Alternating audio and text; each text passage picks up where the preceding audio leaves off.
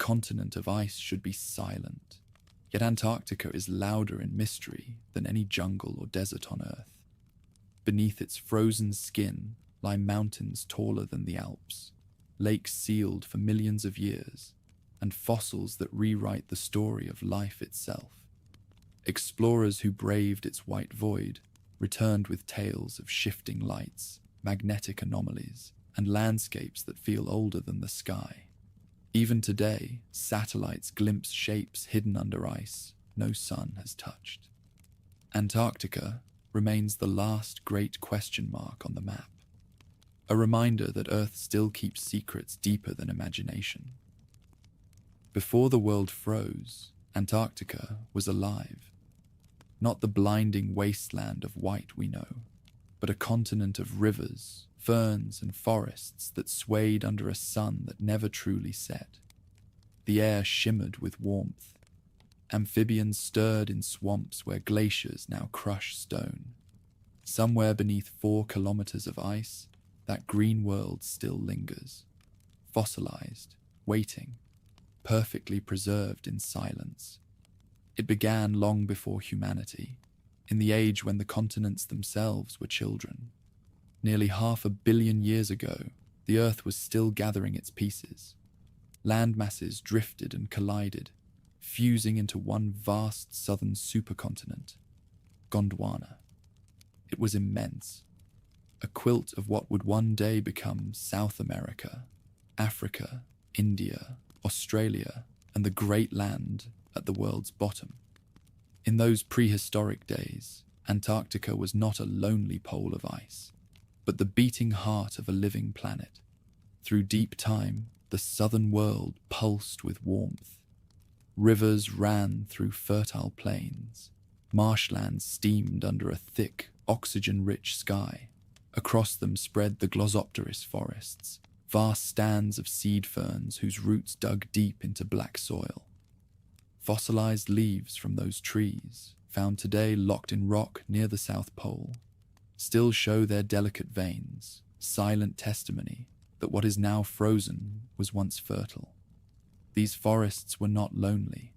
Early reptiles, ancestors of creatures that would one day dominate the planet, stalked through fern groves, leaving faint trails in soft mud. Amphibians croaked in wetlands fed by warm rain, and primitive mammals nested in hollows beneath moss. The air carried the scent of resin, not salt. Antarctica was green, humid, alive. But continents, like empires and civilizations, are never still. Beneath that lush surface, forces older than life were stirring. The crust of the earth, immense slabs of stone floating upon molten rock, began to drift apart. Over millions of years, Gondwana cracked. Rifts split the land, tearing deep into what would become the Indian and Atlantic Oceans. Antarctica, once central, began to drift southward, a slow exile that would last tens of millions of years. At first, little changed. Even as it wandered toward the pole, the world was still warmer than today. Life clung to the coasts. Forests spread even as the sunlight dimmed. But by the late Eocene, the planet itself began to shift. Volcanic activity and continental rearrangement altered ocean currents. Warm water no longer reached the far south. The first snow fell that did not melt. Then came the event that sealed the continent's fate. As South America and Australia pulled fully away, a ring of open water formed around Antarctica. That ring gave birth to a current, the Antarctic Circumpolar Current, a river of icy ocean encircling the world's southernmost land. It trapped Antarctica in a circle of cold, cutting it off from the warmth of the tropics. Within a few million years, glaciers formed. They thickened. They spread. The last forests vanished beneath the advancing white. This was not a single winter. It was a slow burial. Each century added another thin layer of snow. Each millennium another stratum of compressed ice. Rivers froze in their beds. Mountains disappeared beneath endless frost. The land sank under the weight. In time, even the memory of warmth seemed to vanish. Yet the earth remembers everything. Hidden deep within Antarctica's ice are bubbles of ancient air, tiny archives of the world that came before. Scientists drilling ice cores at Vostok and Dome Sea have drawn up samples older than human civilization, capturing snapshots of long-dead climates. Within those transparent cylinders, the planet's pulse is still beating. The gases of ancient forests, the ashes of prehistoric fires, the breath of a world that once flourished at the pole. Beneath that ice, radar surveys have revealed something astonishing. The buried bones of a continent still intact. Mountain ranges as tall as the Alps lie hidden under the East Antarctic ice sheet, their peaks unseen for 30 million years. Valleys stretch for hundreds of kilometers, once carved by rivers that no longer flow. Basins the size of small countries remain sealed under kilometers of ice, their shapes traced only by sound and gravity. In a sense, the real Antarctica, the living one, is still there, entombed and unreachable. Every discovery deepens the mystery. The more scientists uncover, the more they realize how little we know of the land below. Beneath the ice lies a secret world, subglacial lakes that have been sealed off from the atmosphere for up to 25 million years. Some are as vast as inland seas. The most famous, Lake Vostok, lies under 4 kilometers of ice, a liquid body so ancient that its waters may hold microbes that evolved in total isolation, cut off from the sun since before humanity existed. Such revelations ignite both science and imagination. If entire mountain ranges, valleys, and ecosystems can hide under ice, what else might be there? The mind begins to wander. Could remnants of that ancient green age still remain, not just fossilized, but preserved? Could ruins lie frozen in those valleys, the remnants of civilizations erased when the continent froze? No evidence proves such things. Yet stories persist, stories that began long before radar and drilling rigs. In the age of exploration, mapmakers filled the unknown with dreams.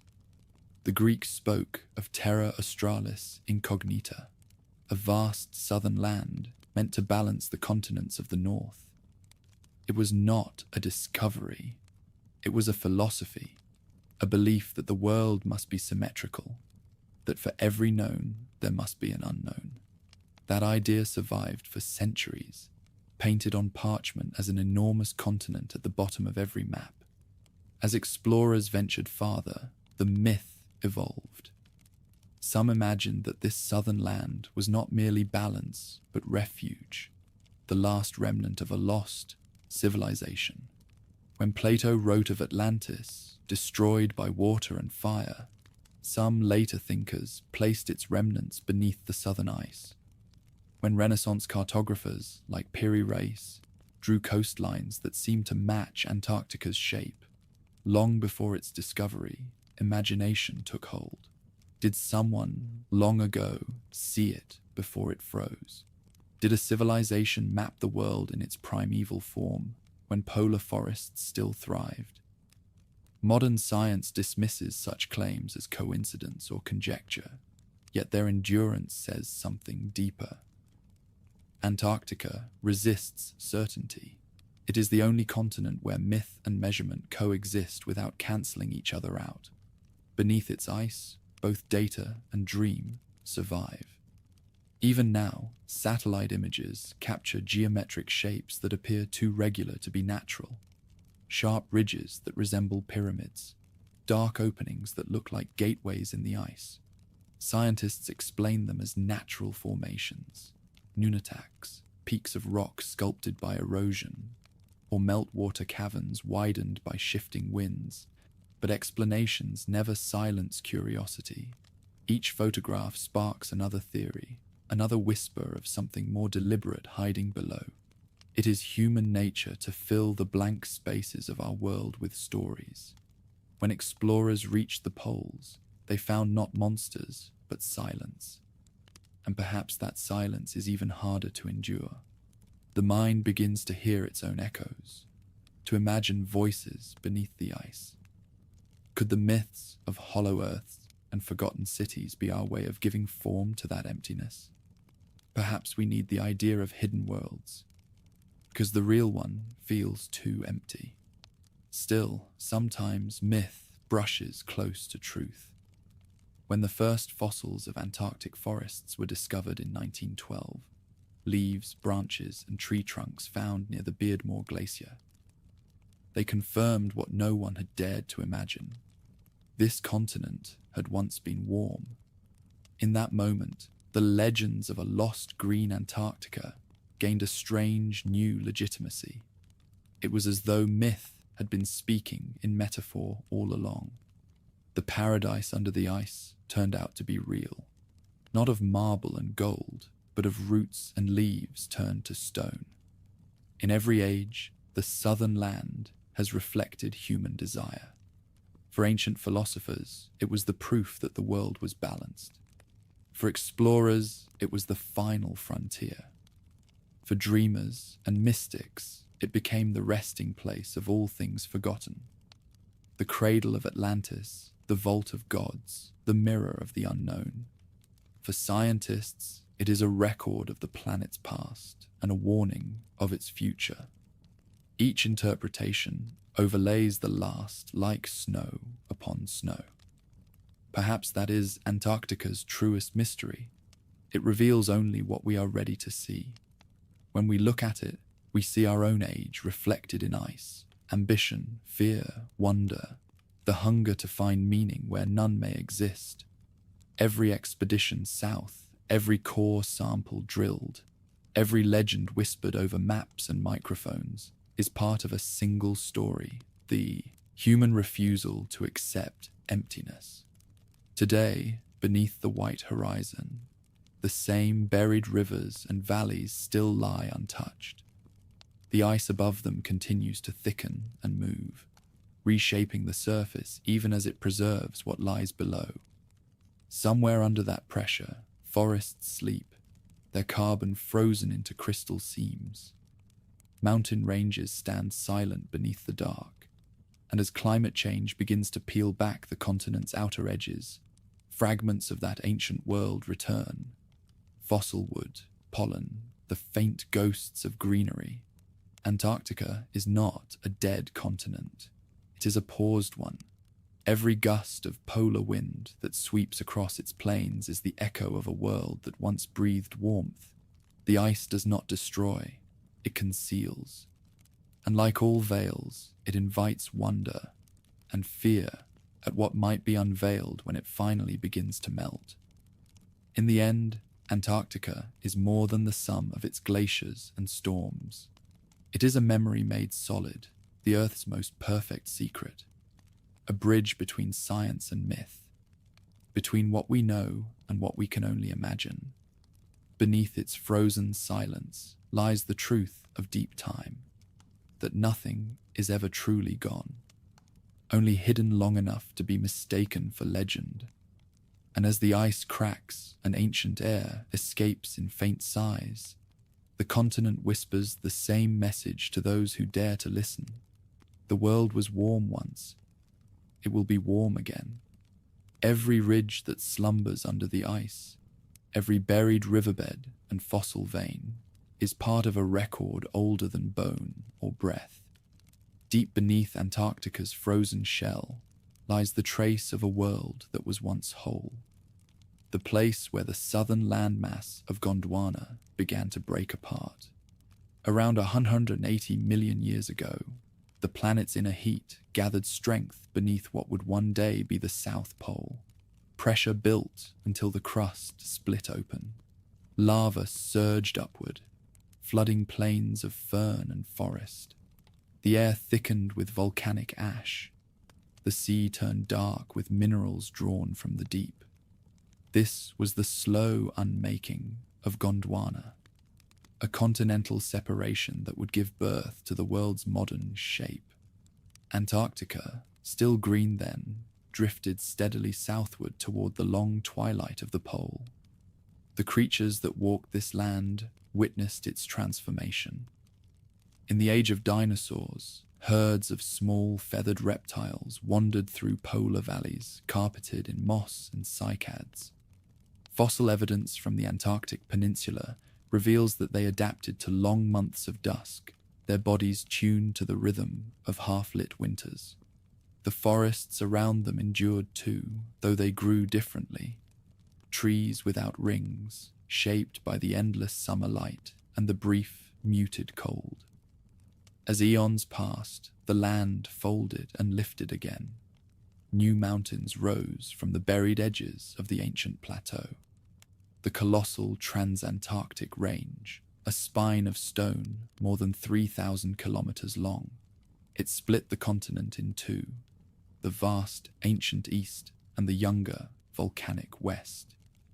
Even now, that divide endures, the slow boundary between stability and fire. Beneath the thick ice sheet, the crust still moves. Satellites track subtle tremors, the slow creep of glaciers across faults millions of years old. The ice behaves like a living thing, sliding, fracturing, sealing itself again. Deep radar imaging shows subglacial lakes and rivers, whole networks of liquid water flowing unseen under the frozen crust. These hidden waterways drain and refill over time, like a pulse in the planet's body. Within them, life endures in microscopic form, extremophiles that feed on minerals and darkness, proof that existence can cling even to silence. Scientists speak of these discoveries in precise terms, but each one deepens the mystery. Beneath the eastern plateau lies a region called Wilkes Land, where instruments have detected a massive gravitational disturbance, a dense structure buried beneath 2 miles of ice. Its shape resembles the signature of a crater, perhaps the scar of a colossal impact hundreds of millions of years ago. Some believe it marks the asteroid that helped end the Permian Age, the planet's greatest extinction.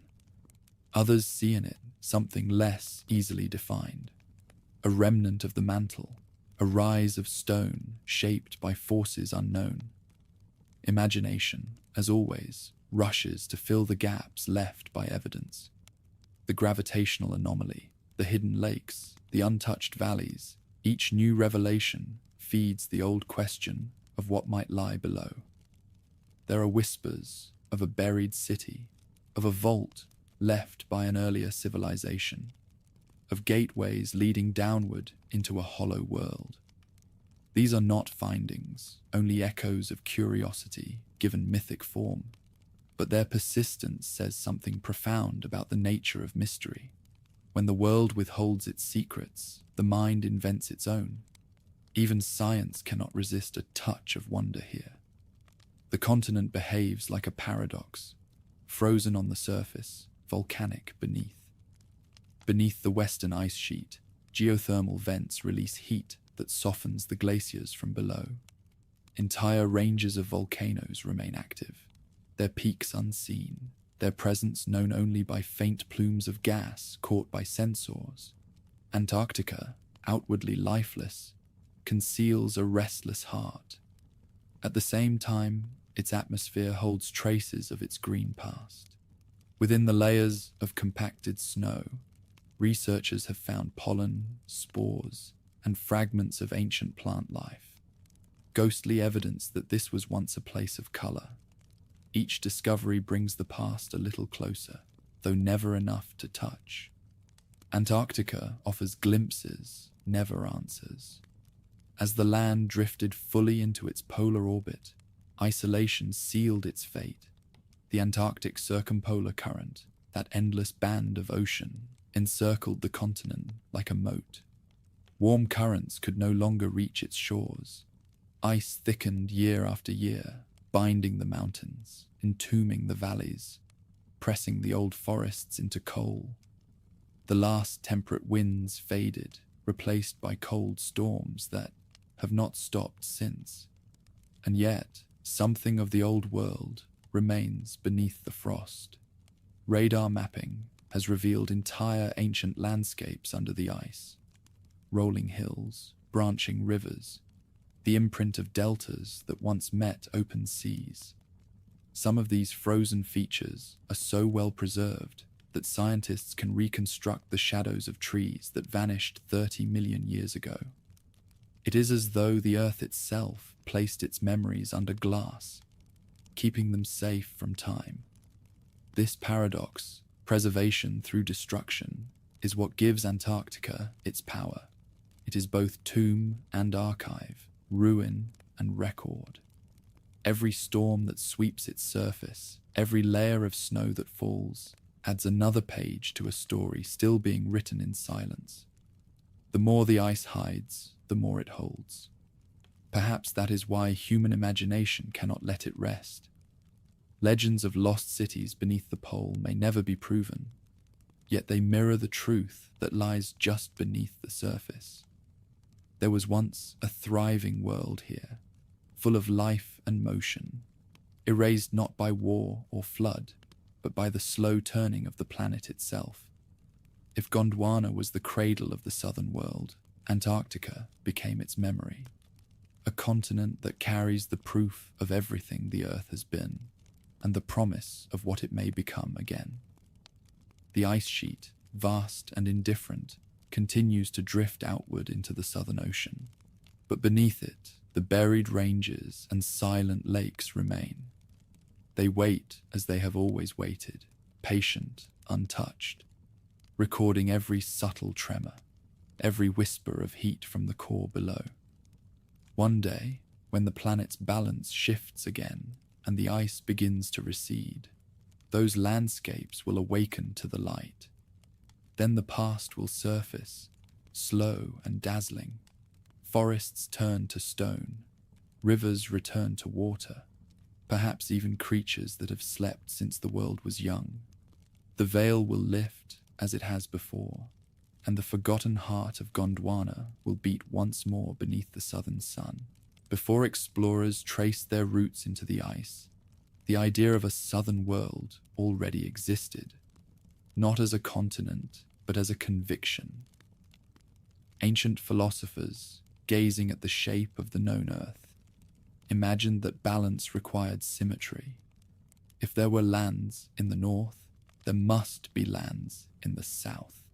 The Greeks called it Terra Australis Incognita, the unknown southern land, a vast counterweight beneath the seas, invisible yet necessary for the harmony of the world. This belief was not born from maps, but from thought itself. In the 2nd century AD, the astronomer Ptolemy gave it form. His Geographia drew the limits of the world as it was known to Rome, and reasoned that a great mass of land must exist below the equator to prevent the globe from tipping. The southern realm became part of the intellectual fabric of antiquity, unseen but undeniable. From Alexandria to Constantinople, the scholars of the Mediterranean carried the idea forward through centuries of copying and interpretation. The world was ordered by logic, and logic insisted that a southern continent waited beyond the reach of human sight. Later ages inherited both the theory and its allure. In the early Islamic Golden Age, cartographers and scholars reinterpreted Ptolemy's model through the lens of their own expanding horizons. Navigators of the Abbasid Caliphate and merchants of the Indian Ocean spoke of lands far beyond the known islands of the East, places of fierce sun and endless sand where the sky itself seemed to bend. The geographer Al-Khwarizmi, writing in the 9th century, included a southern world on his maps, though no traveller had ever touched its soil. To him, it was both geography and metaphor, the reflection of divine balance between light and shadow, known and unknown. For the medieval mind, the edges of the map were places where reason gave way to wonder. Travelers' tales from India, Africa, and the South Seas carried fragments of rumor that fed the southern myth. Some spoke of a burning land at the bottom of the world, a realm of perpetual day where the ground was too hot to walk upon. Others insisted that the southern world was paradise itself, unfallen and untouched, where air and light met in perfect peace. In an age before the compass was common and the horizon was still a mystery, imagination filled the void more powerfully than evidence ever could. By the time of the Renaissance, Europe's hunger for knowledge had turned the world into a canvas of speculation.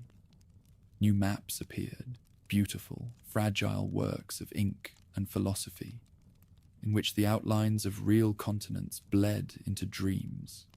Among the most enduring was the Piri Reis map of 1513, drawn by an Ottoman admiral who compiled information from older sources. On its lower edge, curving beneath South America, lies a coastline that seems eerily familiar. Some believe it resembles the northern shore of Antarctica, drawn centuries before the continent's discovery. Scholars have debated that map for generations. Its defenders argue that it preserves fragments of a forgotten survey, the work of an ancient seafaring civilization that mapped the Earth in an age before ice critics dismiss it as coincidence, a misinterpretation of the South American coast distorted by limited knowledge. Yet even the most cautious observer cannot help noticing how carefully Piri Reis labelled his world. Islands that were real beside coasts that could not yet be known. Legends and measurements coexisting on the same page.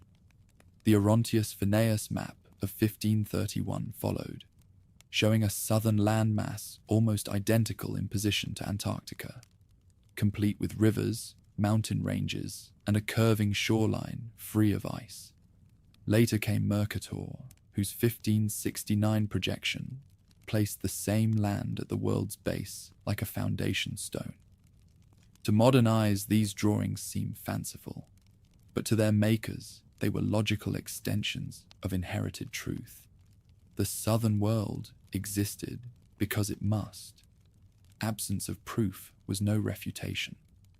For the philosophers of that era, the idea carried symbolic weight. The South was not simply the opposite of the North.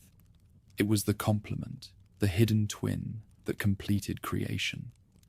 Some theologians saw it as a mirror of Eden, a land preserved from the flood, untouched by sin or civilization.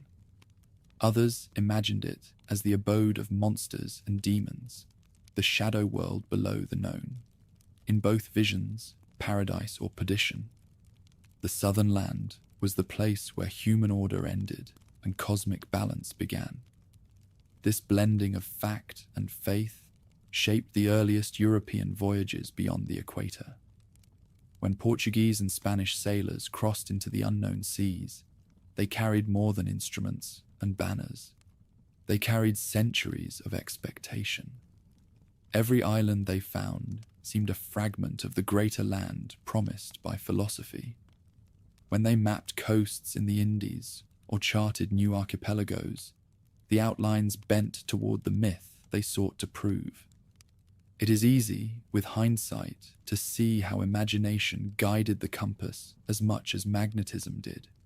Each discovery was read as confirmation that the world still hid a southern continent waiting to be revealed. In that sense, the myth of Terra Australis was not false. It was simply larger than its reality.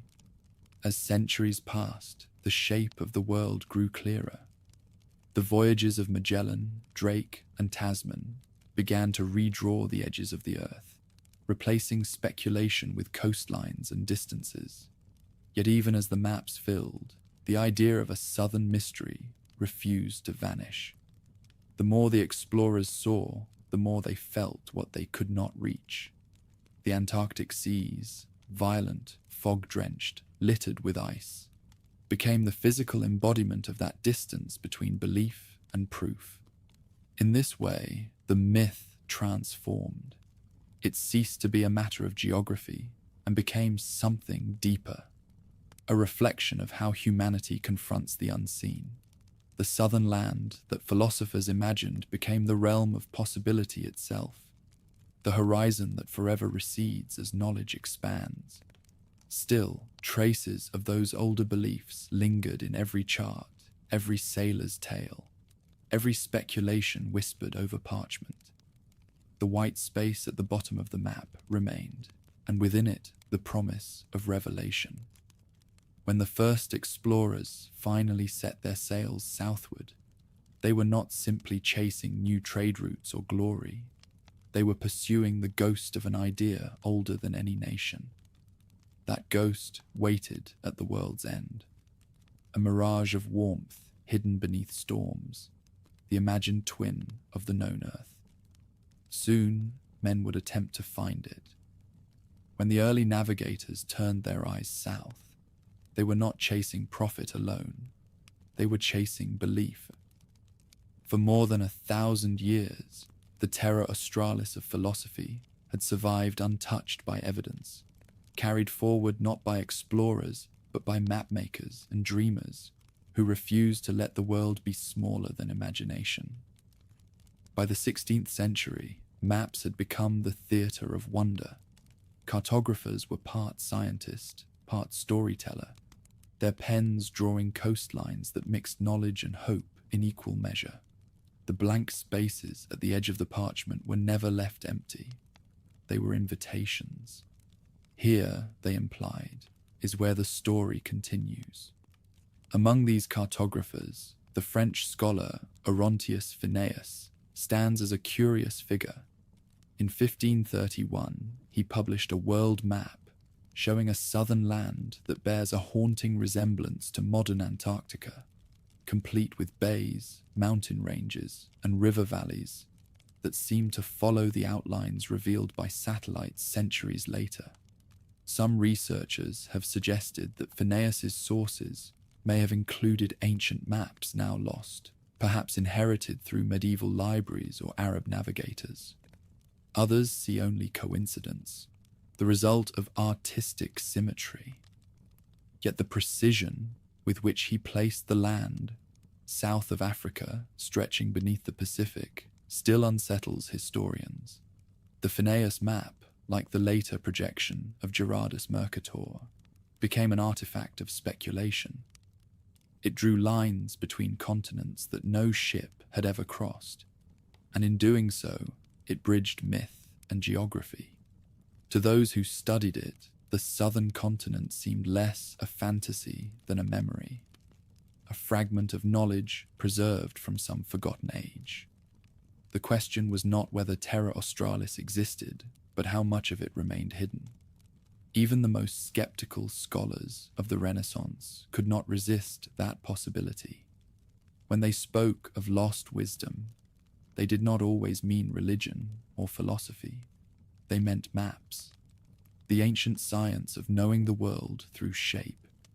If an earlier civilization had surveyed the planet before the rise of Europe, then its memory might live on in the fragments of parchment that survived the centuries. In this sense, each rediscovered map was treated almost like scripture, a revelation pointing toward a buried truth. The mystique deepened when navigators began to encounter strange anomalies in their voyages. As ships ventured farther south into the Indian Ocean, they recorded shifting magnetic readings, distorted compass bearings, and mirages that glowed at the horizon like islands of light. These phenomena were natural, the effects of geomagnetism and the play of sun on mist. Yet to the sailors of the 16th century, they seemed like signs of something powerful lurking beyond reach. In taverns and ports from Lisbon to Venice, tales spread of a continent made of flame and crystal, a place where the sea itself smoked and the air shimmered with heat. Some said it was the domain of the fallen angels driven from the north. Others swore it was the refuge of the first race of humankind, preserved from the flood. Poets imagined its mountains gleaming under twin suns, its valleys filled with golden birds. In every version, the southern world was both promise and punishment, a paradise concealed behind peril. Even the church could not decide what to make of it. Theologians argued whether the antipodes, people living opposite to the known world, could exist without violating scripture. If men inhabited that far southern land, did they descend from Adam? Did the flood reach them? The questions blurred the boundaries between theology and geography until both became mirrors of the same curiosity. How much of creation remained unknown? By the time of Piri Reis, Phineas, and Mercator, myth and mathematics had fused completely. To draw the world was to shape its meaning. The cartographer's ink carried authority that no explorer could rival. When they sketched a coastline, it became real by virtue of being believed.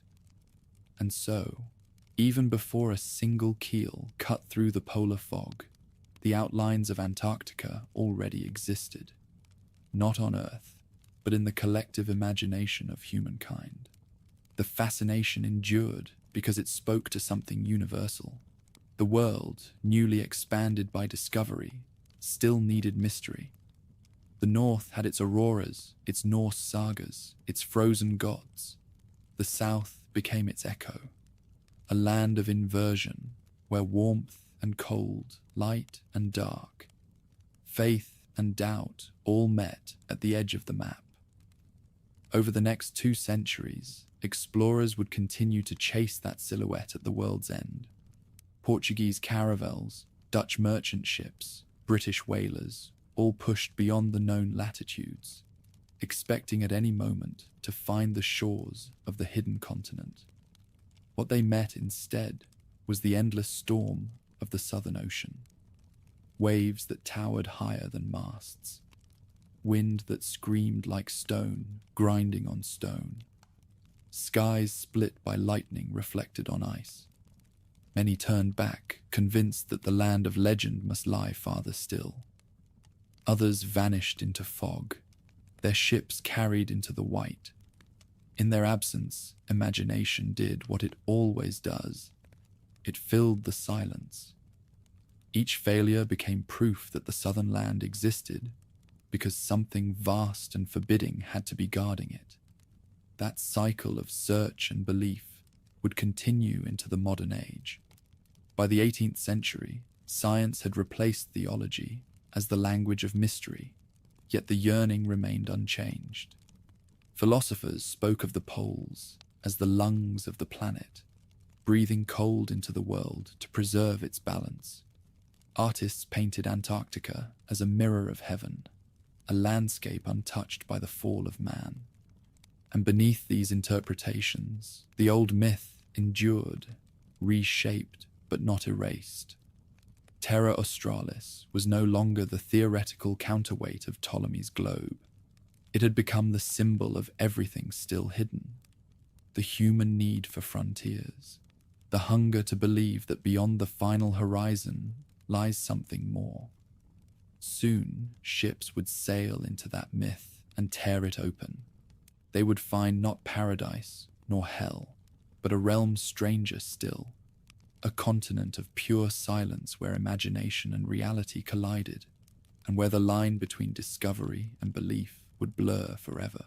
Southern Horizon haunted human maps for centuries, way before any ship dared to chase it. When the age of myth gave way to the age of sail, the world's oceans became the new frontiers of faith. Terra Australis, the imagined southern land, was no longer an idea drawn in ink. It was a promise waiting beyond the storms. The first to reach for it were the explorers of empire. In 1519, Ferdinand Magellan set out to circle the globe under the banner of Spain. When his fleet crossed the narrow passage at the tip of South America, later named the Strait of Magellan, the waters opened into an ocean so vast and calm that he called it Mar Pacifico. To the men on his ships, the calm was deceptive.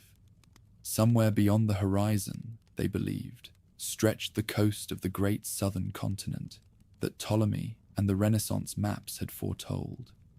They did not find it. What they found instead was a silence so immense it felt divine. A sea without shore, a void that swallowed direction itself. After Magellan came Francis Drake, sailing under the English flag half a century later. His voyage southward in 1578 would mark a moment of revelation and despair. Driven by storms past the Strait of Magellan, Drake's ships were cast into open ocean. They found no land, no sheltered bay, only an endless wall of waves. It was here that the last illusion began to dissolve. The southern world was not a mirror of the north, lush and symmetrical. It was a vast expanse of water and wind, and beyond it, the beginning of the unknown. Even then, belief did not fade easily. The Dutch navigator Abel Tasman would sail in the 1640s with orders to claim new lands for the Netherlands and to locate the long-suspected southern continent. His voyage charted Tasmania and the western coasts of New Zealand, places so remote and strange that his crew convinced themselves they had found the edge of the world. They had, in a sense, but it was only the northern fringe of the true Antarctica, still hidden beyond the horizon. Each new expedition carved away at the myth, yet the mystery persisted. For every stretch of empty ocean discovered, mapmakers drew another imaginary shore farther south. The farther they traveled, the more they convinced themselves that the real continent must lie just beyond reach. That tension between discovery and belief defined the next 2 centuries of exploration.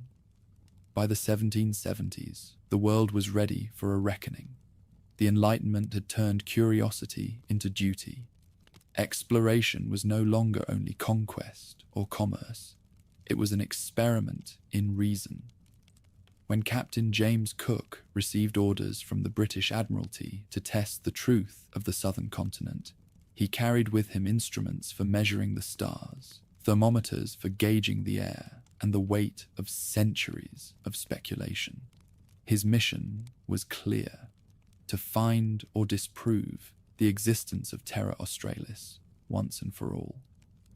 In December 1772, Cook's 2 ships, the Resolution and the Adventure, left the Cape of Good Hope and sailed south into a fog so thick it seemed to swallow time. Icebergs rose from the water like mountains. The sea itself turned to slush. The masts creaked with frost. Days blurred into nights of spectral light as the men entered latitudes no one had crossed before. On January 17, 1773, Cook's expedition became the first to cross the Antarctic Circle, breaking through the invisible line that had divided myth from reality. What they found was not a continent, but a wall, a barrier of ice stretching across the horizon as far as any spyglass could see. Cook described it as an obstruction of nature itself, a frozen barricade between the known world and whatever lay beyond.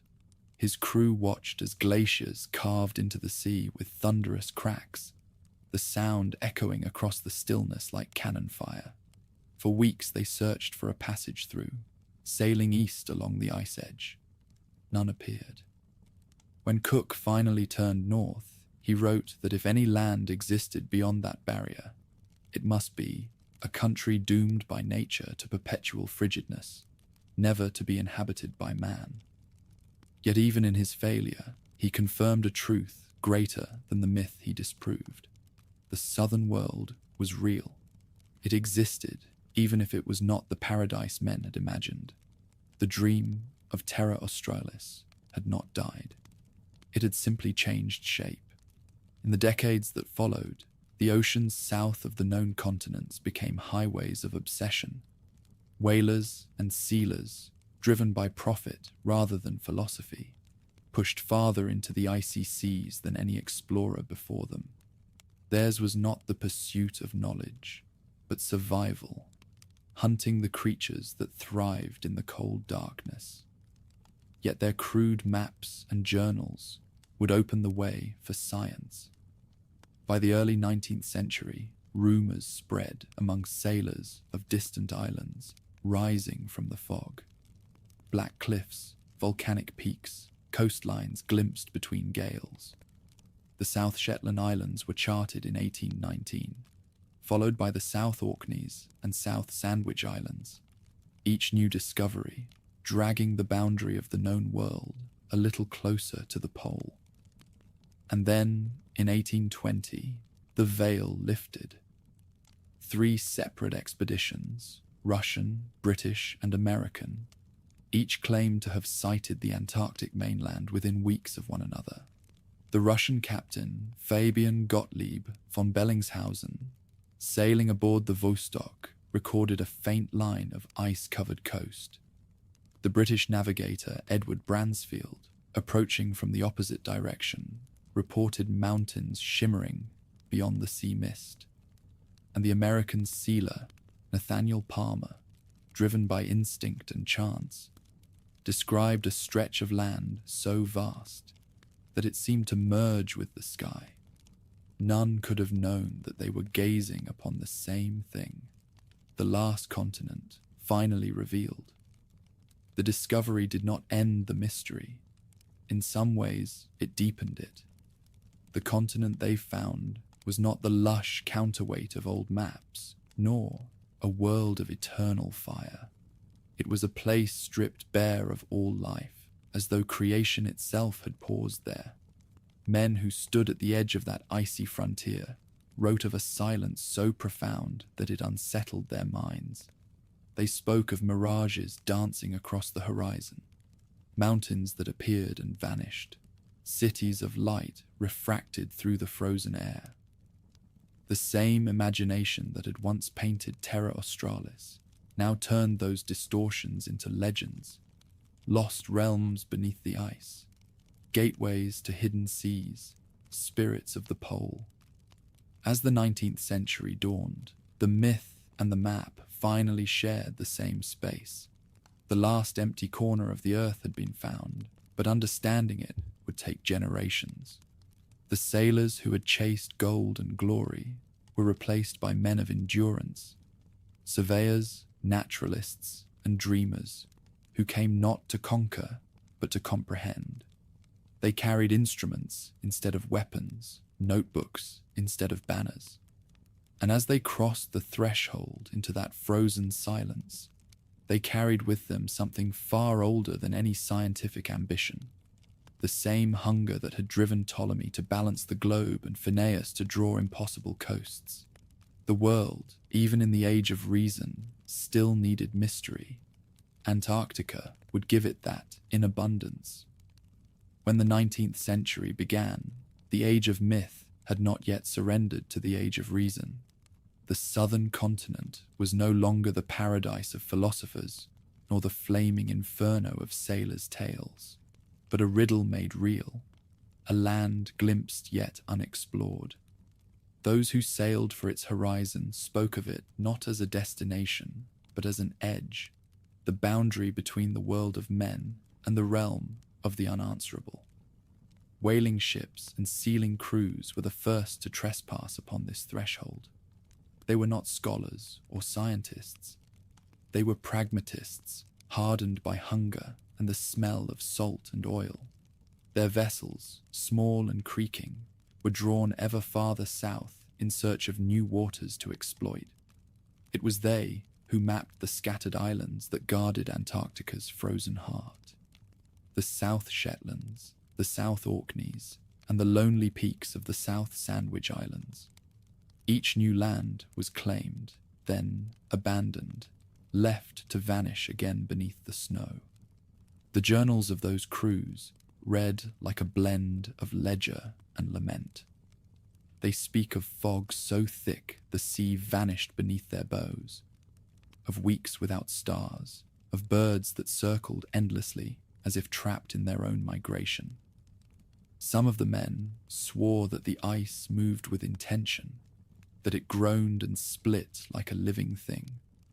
Others told of lights on the horizon, pale glows that rose and fell behind the fog, too steady for lightning and too silent for flame.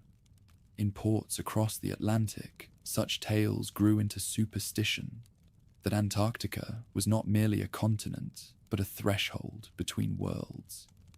Yet amid those ghost stories, the first steps towards science were taken. By the 1820s, explorers no longer sailed for myth alone. The world's great powers had begun to sense the value of knowledge itself, the prestige of discovery, the authority of mapping the unknown. Expeditions were funded not by merchants, but by governments, each eager to plant its flag at the planet's edge.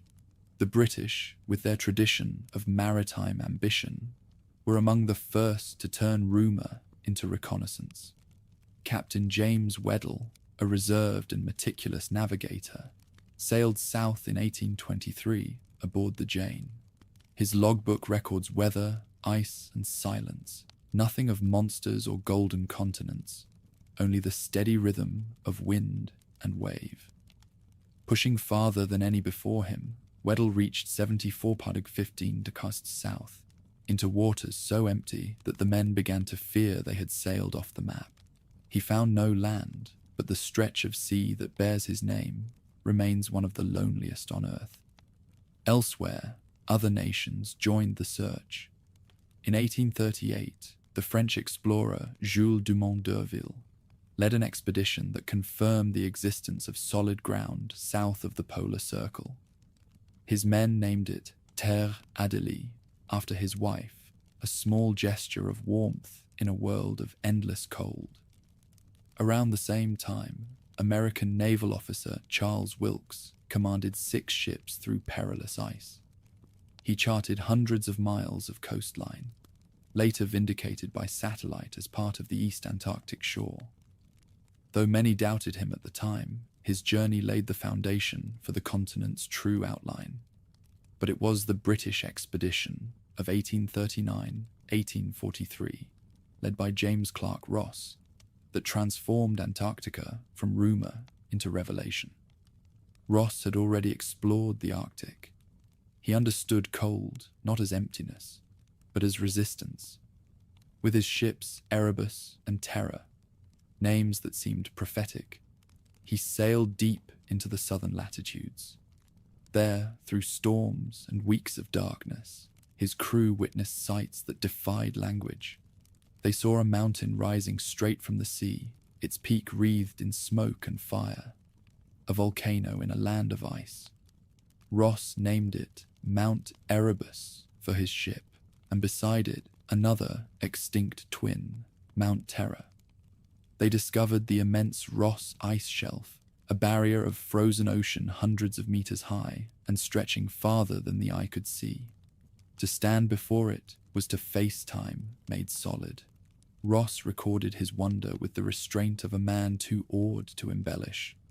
The most stupendous spectacle in nature, he called it, a phrase that echoes through the history of exploration.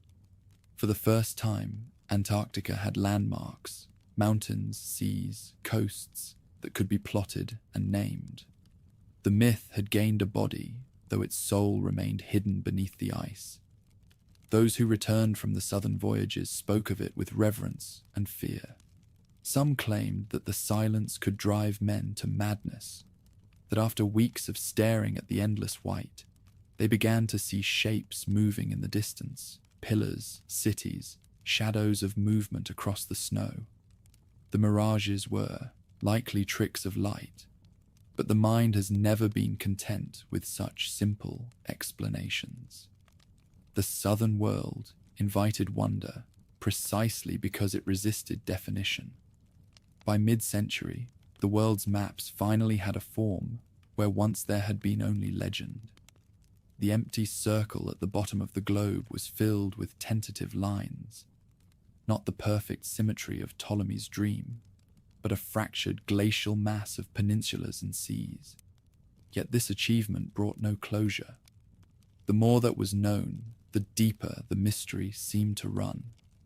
Writers of the Romantic era seized on the imagery of the icebound world. Coleridge, Poe, and later Melville turned Antarctica into metaphor, a mirror of the human spirit confronting the void. In their poems and novels, the white continent became both setting and symbol, the ultimate stage for isolation and revelation. The frozen frontier was no longer just geography. It was philosophy in physical form. Meanwhile, the lure of profit continued.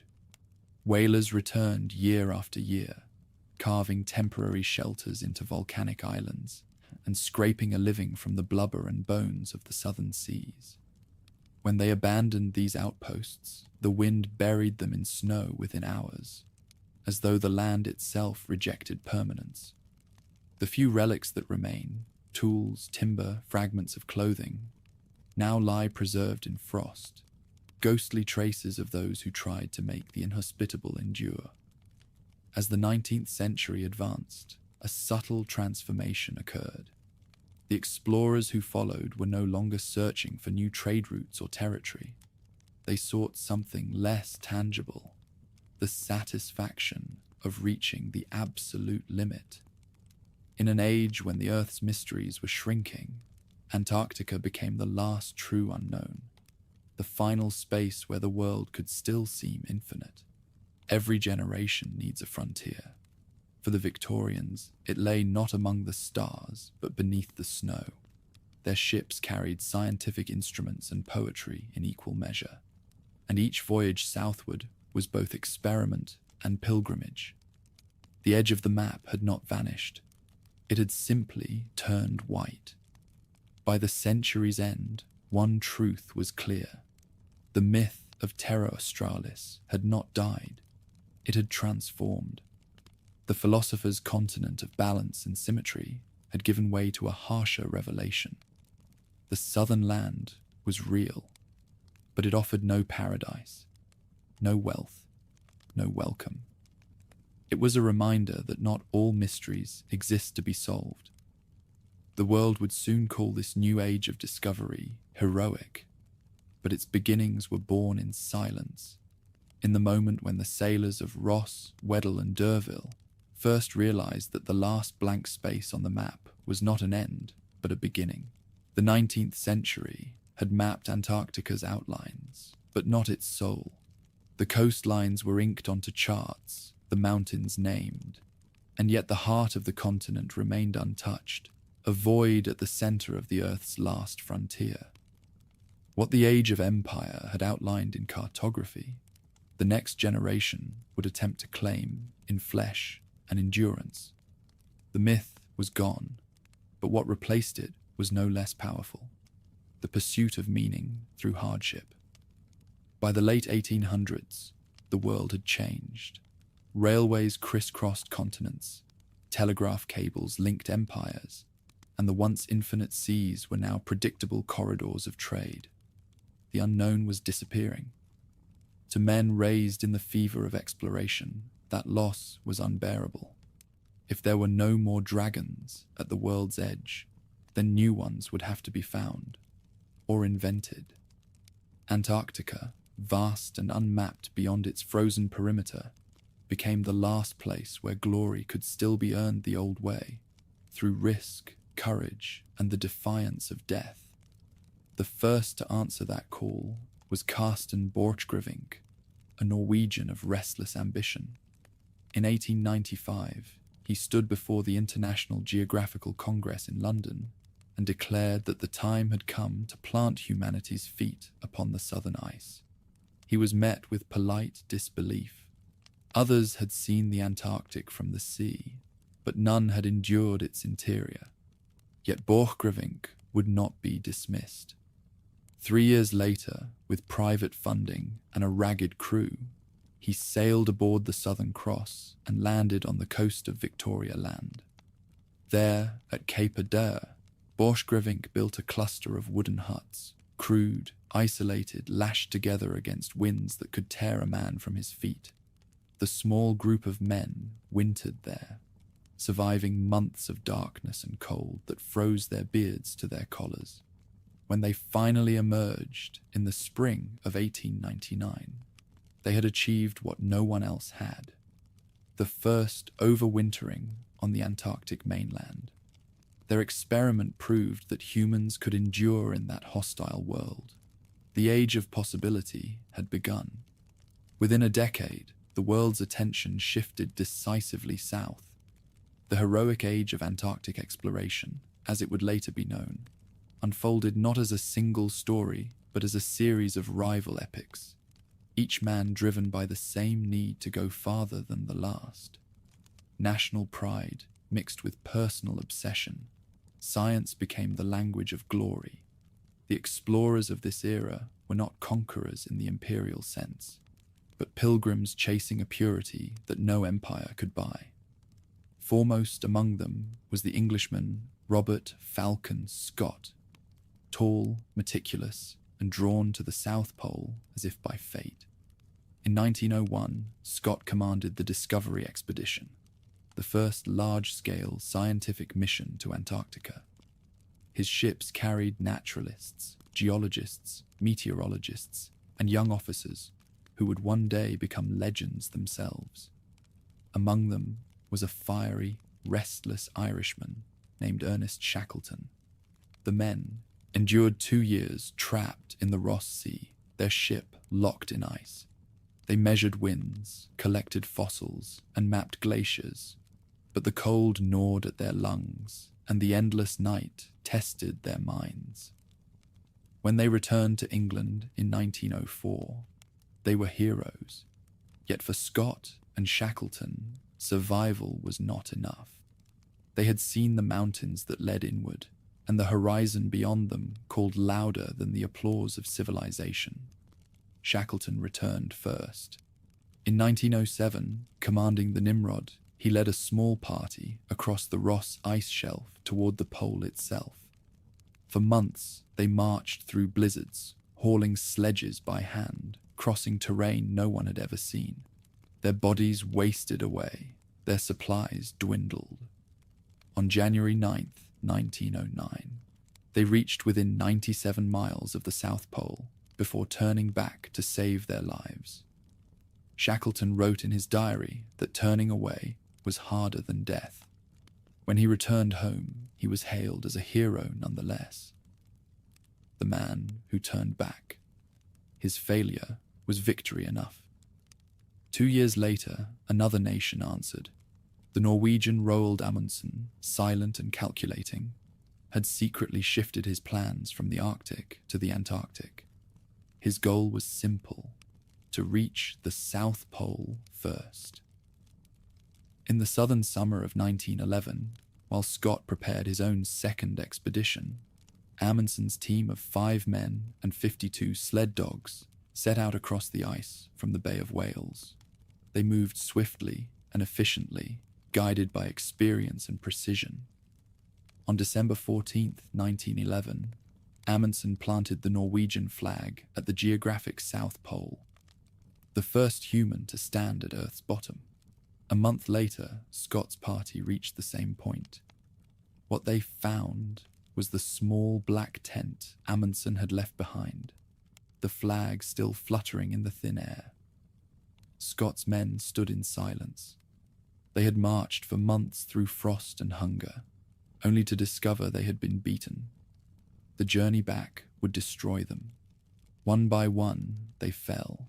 Evans, Oates, Wilson, Bowers, and finally Scott himself, found frozen in his tent beside his journal. His final entry read, "For God's sake, look after our people." Their deaths transformed defeat into legend. The British mourned them as martyrs of courage and honor. Their frozen faces became the icons of endurance. In that moment, the heroic age earned its name. Shackleton returned once more to the ice in 1914, commanding the Endurance. His mission was to cross the entire continent, an ambition that would eclipse all others. Instead, it became one of history's greatest survival stories. The Endurance was trapped and crushed in the pack ice of the Weddell Sea. Shackleton and his crew drifted on floes for months before escaping in small boats to the desolate island of South Georgia. Against impossible odds, every man survived. Shackleton's leadership, calm and absolute, made him a legend, not for reaching the pole, but for saving his crew from it. Each expedition added new lines to the map, new data to the ledgers of science. The Transantarctic Mountains, the Ross Ice Shelf, and the volcanic spire of Mount Erebus became more than names. They were coordinates of human will. The explorers brought back fossils of ancient forests, confirming that the frozen desert had once been green. They measured magnetism, charted glaciers, and captured photographs that turned endurance into art. But their achievements were not only geographic. In those years between 1895 and 1922, Antarctica became a mirror of humanity itself, a place where ambition met its own reflection in the ice. The explorers were driven not by conquest, but by confrontation. Man against nature, man against himself. The South Pole was not the reward. The journey was. When Shackleton died in 1922, on his final voyage back to South Georgia, it felt as though the era he defined died with him. The heroic age had closed. Airplanes, engines, and radio would soon replace dogs and sledges. The silence that once demanded courage would yield to the hum of machines. But for a few short decades, Antarctica had been more than a landscape. It was a crucible where the human spirit tested its limits and found them sacred. In that frozen theater of endurance, myth was reborn in the shape of men. The age of gods and maps had ended, yet the white continent remained, watching, as if waiting for the next story to begin. The heroic age had given Antarctica a human voice. The sound of sledges scraping over ice, of dogs barking into the wind, of breath crystallizing in the air. By the early 20th century, the continent had become both a destination and a mirror. To reach its heart was to look inward, to measure not distance, but resolve. The explorers of this final phase knew that their journeys would be long remembered, but none yet understood that they were writing the closing chapter of an age. After Shackleton's miraculous return from the Endurance expedition, Antarctica seemed to fall silent for a moment. The world, however, did not. In Europe, war thundered through cities and across empires, swallowing the spirit of adventure in its mechanical hunger. The men who once charted glaciers now commanded trenches.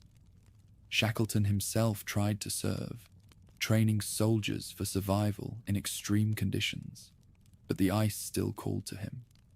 In 1921, with peace restored and the old world reshaped, he organized one final journey, the Shackleton Rowett expedition aboard the Quest.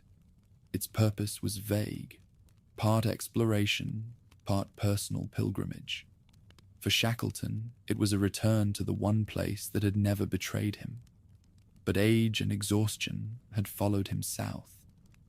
When the Quest anchored at South Georgia Island, the familiar winds rose from the mountains like an echo of the past. Shackleton wrote in his log, "In the darkening twilight, I saw South Georgia appear, a lonely island shrouded in storm. That night, he suffered a heart attack in his cabin, died before dawn. His crew buried him there, beneath the cold soil of Grytviken, facing the sea he had conquered and the continent he never reached. His death closed the heroic age. The Antarctic, once a stage for glory, would soon become a laboratory for nations. But for those who came after, Shackleton's grave marked more than an ending. It was a boundary between myth and modernity. The world he left behind was changing faster than any explorer could have imagined. Steamships grew into icebreakers, canvas sails into propellers, and the long isolation of polar travel gave way to the mechanical rhythm of engines. Yet the spirit of the heroic age lingered, haunting every expedition that followed. When others spoke of logistics, Shackleton had spoken of destiny. After 1922, exploration continued under new banners. The British still dreamed of scientific supremacy, the Norwegians of navigation, the Australians of territorial claim. But the language had shifted. No longer was Antarctica described as the white hell or the end of the earth. It was now a natural laboratory, a field of study, a zone of potential. The transformation from legend to science had begun, but it was not complete. The ghosts of the heroic age were not easily dismissed. One man who understood that transition was Richard Evelyn Byrd, a decorated American aviator who saw in Antarctica both challenge and stage. In 1928, he launched the first major expedition of the modern era, not by sea alone, but by air. Where Scott and Amundsen had marched across ice, Byrd flew above it. From the frozen base he built on the Ross ice shelf, he conducted aerial surveys that mapped more land in months than all the previous expeditions combined had charted in years. Byrd's achievements carried a different kind of courage. He pioneered the use of airplanes, radios, and tractors, turning exploration into an organized feat of technology. In 1929, he became the first man to fly over the South Pole, a flight that lasted nearly 19 hours and returned him safely to base. The world celebrated him as the new hero of the South, though he himself always spoke of those who had come before. "We are," he said, "children of their endurance." The contrast between Byrd and the old explorers was striking.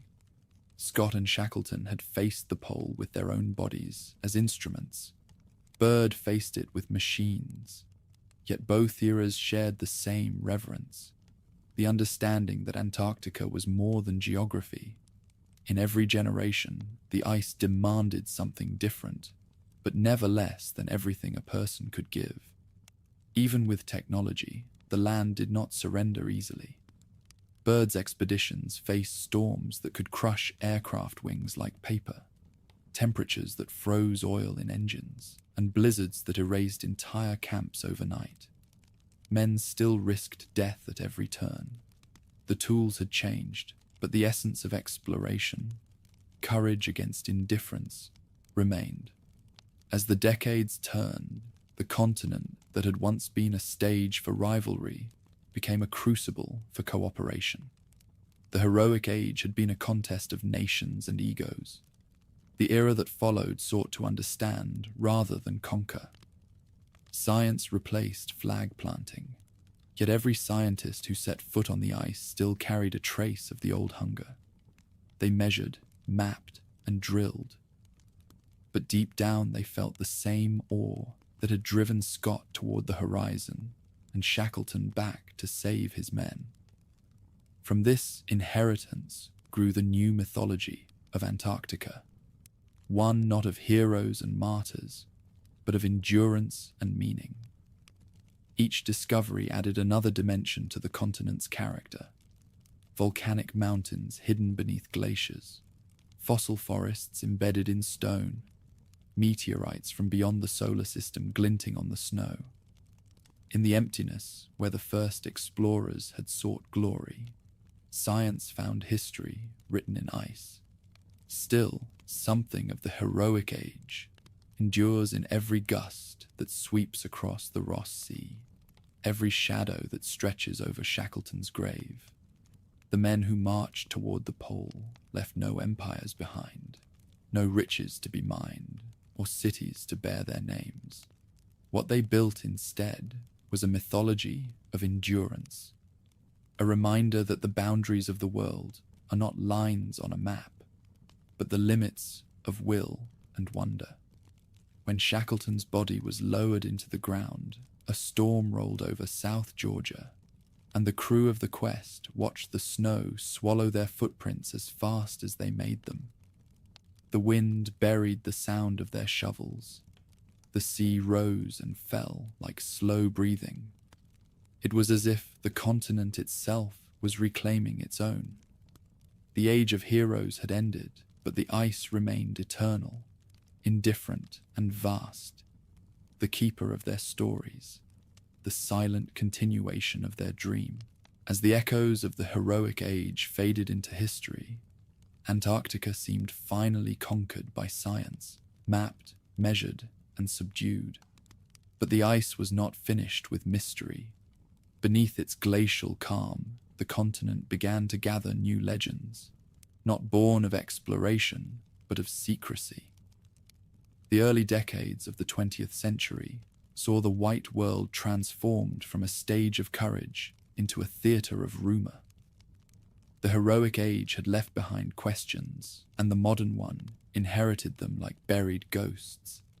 After the death of Shackleton, expeditions continued, but their purpose shifted. The world had changed.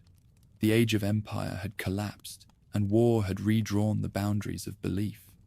Science marched forward, hand in hand with politics. To the governments of the 1930s, Antarctica was no longer simply a frontier of curiosity. It was territory, resource, and potential. Beneath the guise of research, nations began to send ships not for wonder, but for reconnaissance. In 1938, Germany launched the Third Reich's Antarctic expedition. Officially, its mission was benign: to scout for whaling zones and survey terrain that might aid the country's self-sufficiency. The ship, MS Schwabenland, sailed south from Hamburg, carrying aircraft equipped to photograph vast stretches of the Queen Maud Land region. Over the course of several weeks, German pilots flew hundreds of reconnaissance flights, dropping metal darts marked with swastikas to stake symbolic claim. The land they mapped, they named Neuschwabenland, New Swabia. The data they gathered was valuable and largely scientific: weather records, aerial photographs, notes on sea ice and topography. Yet when war engulfed Europe only months later, the mission vanished into obscurity. Its maps disappeared into archives, and its intentions, once routine, were soon reimagined in whispers. In the post-war years, Neuschwabenland would become a ghost region in the world's imagination, the blank where history met speculation. The power of myth is not that it invents, but that it fills silence. After 1945, silence was all that surrounded the South. Whispers spread that the Germans had discovered something extraordinary beneath the ice, that they had built secret bases, even cities, hidden within mountain caverns warmed by geothermal heat.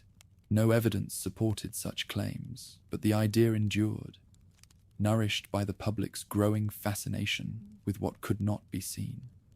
In the dark uncertainty of the Cold War, Antarctica became a stage on which every nation projected its fears.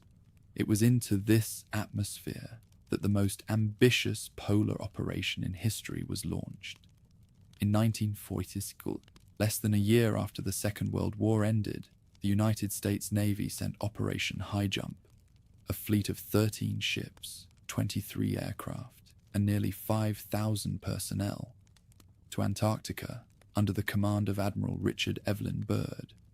Officially, it was an exercise in logistics, testing men and machines under extreme conditions, training for cold weather warfare, and expanding the US presence in polar regions.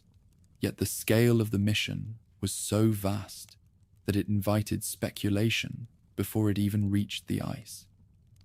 For months, the operation's ships plowed through the Southern Ocean, their wake cutting into the same waters once haunted by Ross and Shackleton. Aircraft surveyed coastlines and mountains, documenting over 1 million square miles of terrain. The Navy reported mechanical failures, severe weather, and the loss of several planes.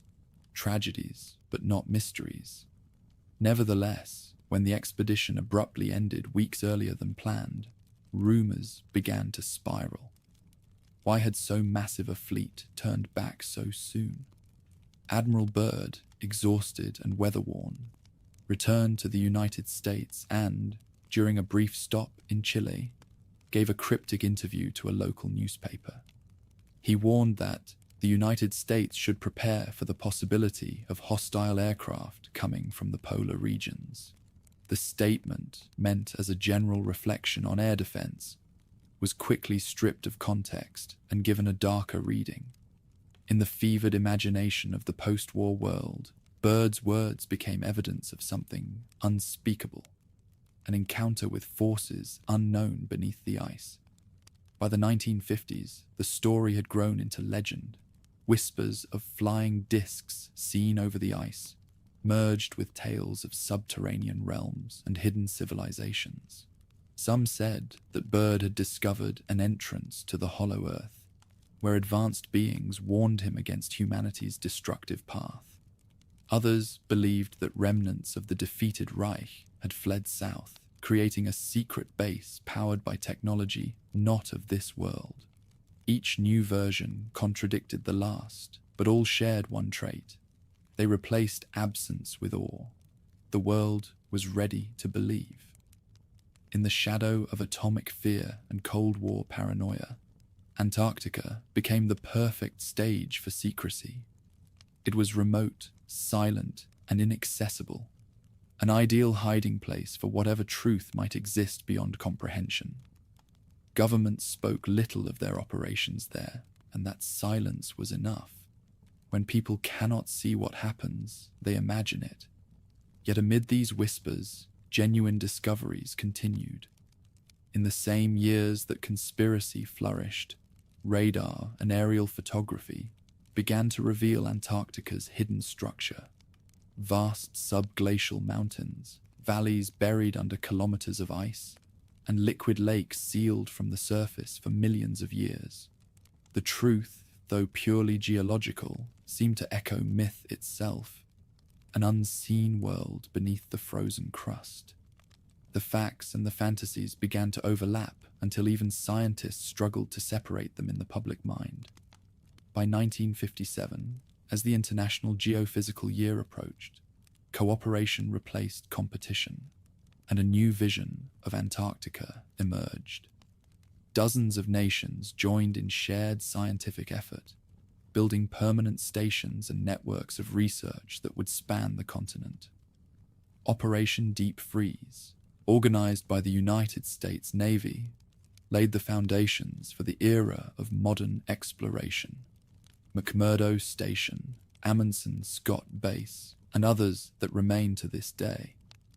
Yet even then, secrecy lingered. The same aircraft that carried scientists also carried military equipment. The same radar that mapped mountains also monitored radio signals. The distinction between exploration and surveillance blurred in the snow. To those watching from afar, the white continent seemed once again to guard a secret. Only now, the mystery was hidden behind bureaucratic language and classified reports. And so, Antarctica entered a new kind of legend. Where once it had been a proving ground for courage, it became a mirror for suspicion. Some saw in its isolation a refuge for the remnants of ancient powers. Others imagined that alien eyes watched from beneath its storms. The continent, always silent, never confirmed nor denied a single rumor. If there is one truth that connects all ages of exploration, it is this: the less we know, the more we imagine. In that sense, the myths of Neuschwabenland and Operation High Jump belong to the same lineage as the dreams of Terra Australis and Atlantis. Each is born from the same desire, to find meaning at the edge of the known world. With the age of heroes gone, Antarctica had found new ones: scientists, soldiers, and storytellers. Their tools were radar and rumor, their discoveries half measured and half believed. The ice had changed, but its hold on the human mind remained absolute. The world that emerged from the Second World War was smaller and sharper, divided by ideologies that stretched from orbit to the ocean floor. Antarctica, once distant from history, suddenly found itself at its crossroads. In the minds of politicians and the imaginations of the public, it became both sanctuary and secret, a blank page upon which the new age of suspicion could be written. The late 1940s were years of contradiction. Science advanced faster than ever, yet fear grew just as quickly. The atomic age had arrived, and with it came the awareness that humanity's greatest triumphs could also be its undoing. Antarctica, pure and untouched, appeared to offer refuge from that shadow. But its silence invited other interpretations. Where ordinary eyes saw only ice and wind, others saw what might be hidden beneath them. Operation High Jump had left behind more questions than data. Admiral Byrd's massive expedition was followed by smaller missions, each framed in the calm language of research. Yet the world whispered about something else. Theories multiplied. Tales of inner worlds, secret tunnels, ancient artifacts, and technologies beyond understanding. In magazines and radio programs, these ideas fused with another emerging phenomenon, the dawn of the UFO era. In the early 1950s, reports of strange lights over the Arctic and Antarctic skies became frequent. Pilots spoke of luminous disks hovering over ice fields, of objects darting through clouds at impossible speeds. Most sightings were easily explained. Reflections on instruments, atmospheric optics, or even the aurora, but explanation rarely satisfies imagination. Soon, Antarctica's long nights were crowded not just with stars, but with speculation. The continent's reputation as a realm of secrecy deepened as the Cold War hardened. Both the United States and the Soviet Union sought dominance not only on land and sea, but across the poles. Submarines prowled the southern waters. Spy planes traced the edges of the Antarctic Circle. Officially, every mission served peaceful ends, but the line between science and strategy grew faint. The ice had no borders, but its skies did. During this time, stories of Nazi survival in Antarctica flourished. They were absurd, yet persistent, a modern evolution of medieval myth. Some claimed that remnants of the Third Reich had fled to underground fortresses in Queen Maud Land, that secret submarines carried advanced technology to the southern hemisphere before the war's end. According to the stories, these fugitives allied with non-human intelligences and continued their experiments beneath the ice.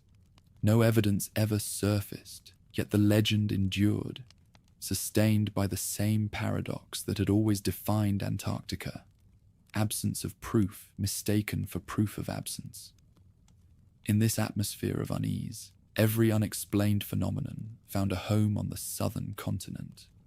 Crashed craft, hidden civilizations, lost libraries, all were said to lie beneath the glaciers.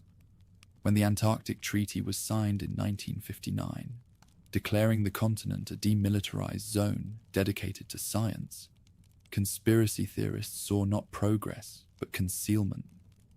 Why, they asked, had rival nations suddenly agreed to protect a frozen wasteland?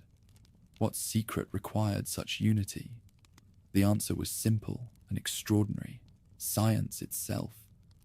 The treaty was the product of the International Geophysical Year, 1957-1958, when 12 nations had come together to study the Earth as a single system. They established permanent research bases, shared meteorological data, and drilled the first deep ice cores. It was one of humanity's rare collective efforts to understand rather than divide. But for those who saw plots in every silence, the cooperation only deepened the mystery. In that same year, Operation Deep Freeze began under the United States Navy, the logistical backbone of Antarctic research. It ferried equipment, fuel, and people across the frozen seas, establishing stations that still operate today. McMurdo, Amundsen, Scott, Bird, and others. The operation's scale was immense, its coordination precise, its military support undeniable. And though its goals were scientific, its nature, fleets, aircraft, command structures, made secrecy inevitable. Where secrecy exists, stories bloom. Rumors soon followed of tunnels beneath the ice, of radar echoes hinting at hollow caverns or vast metallic shapes buried in the permafrost. Aerial photographs showing geometric shadows were said to reveal hidden bases. Even natural features, like the yawning mouths of glaciers or volcanic calderas, were recast as entrances to something subterranean. The public's appetite for hidden truth outpaced the slow work of scientists. This new mythology of the South mirrored the paranoia of its age. The same fears that once haunted the skies above Roswell now drifted over the Ross Sea. In both, the unknown became a reflection of what humanity could not face about itself. Its secrecy, its power, its destructive potential. Antarctica's remoteness made it the perfect canvas. A land that belonged to no one could belong to every mystery. Meanwhile, genuine discoveries lent credibility to speculation. Radar mapping revealed entire mountain ranges beneath the ice. The Gamburtsev subglacial mountains, a hidden chain as vast as the Alps, entombed for millions of years. Beneath the East Antarctic ice sheet, scientists detected anomalies in gravity and magnetism, suggesting structures or densities they could not yet explain. Each revelation, though grounded in physics, sounded like myth reborn. In newspapers and scientific journals alike, the language of wonder returned. Headlines spoke of a buried world beneath the ice and ancient landscapes frozen in time. It was as though the imagination of earlier centuries had found new life through technology. Even as sonar replaced parchment and radar replaced rumor, the sense of awe remained the same. The deeper science reached, the closer it came to the myth it had replaced. Beneath the cold precision of instruments lingered the same question that haunted every explorer, from Magellan to Shackleton: what lies beyond what we can see? By the close of the 1950s, Antarctica stood transformed, no longer the untouched kingdom of explorers, but a paradox of transparency and secrecy. It was open to all and understood by none, governed by treaties and theories, guarded by the very nations that had once sought to claim it. The white frontier had become the mirror of the modern mind, brilliant, cold, divided between knowledge and suspicion. Even now, in every generation, the myths of that decade survive.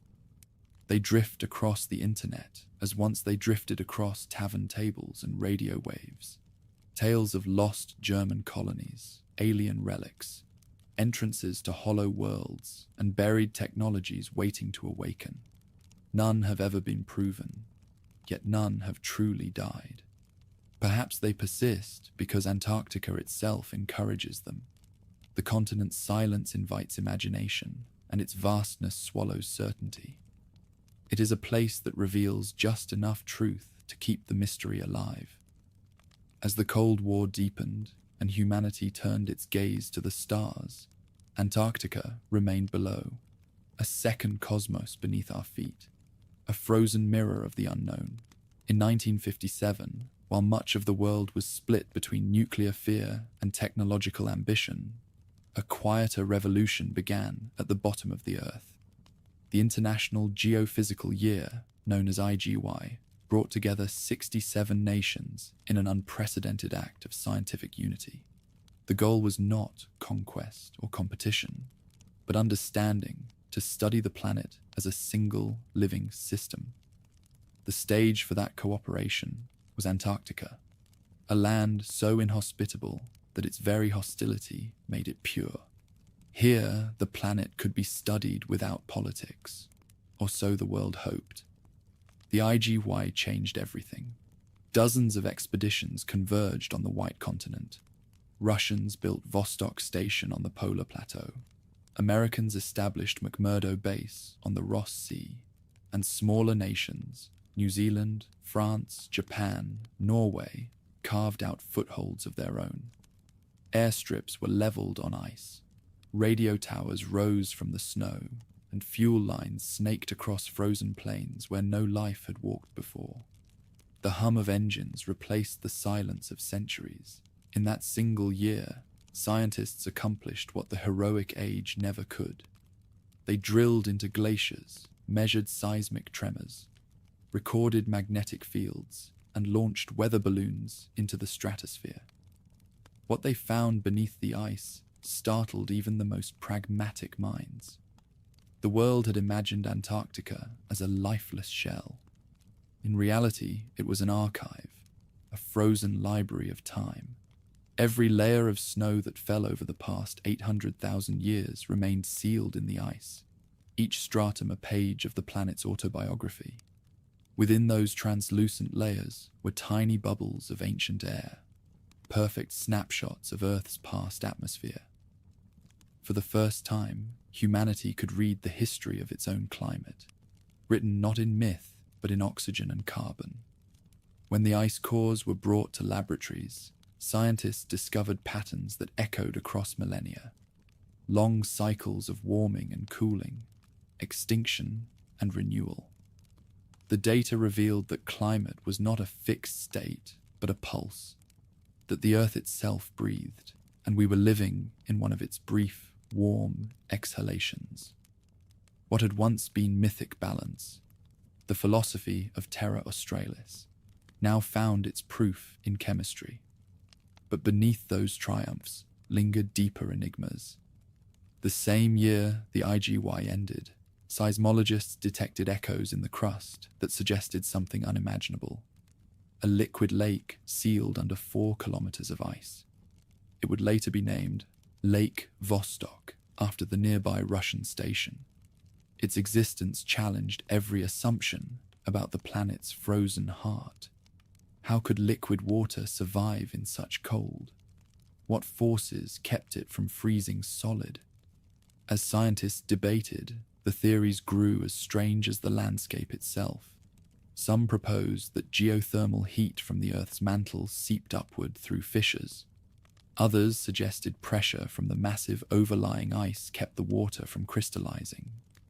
Whatever the cause, the discovery hinted at something profound. The possibility of life in absolute isolation. If microorganisms had survived beneath the ice for millions of years, then Antarctica was not merely a window into Earth's past. It was a mirror of alien worlds.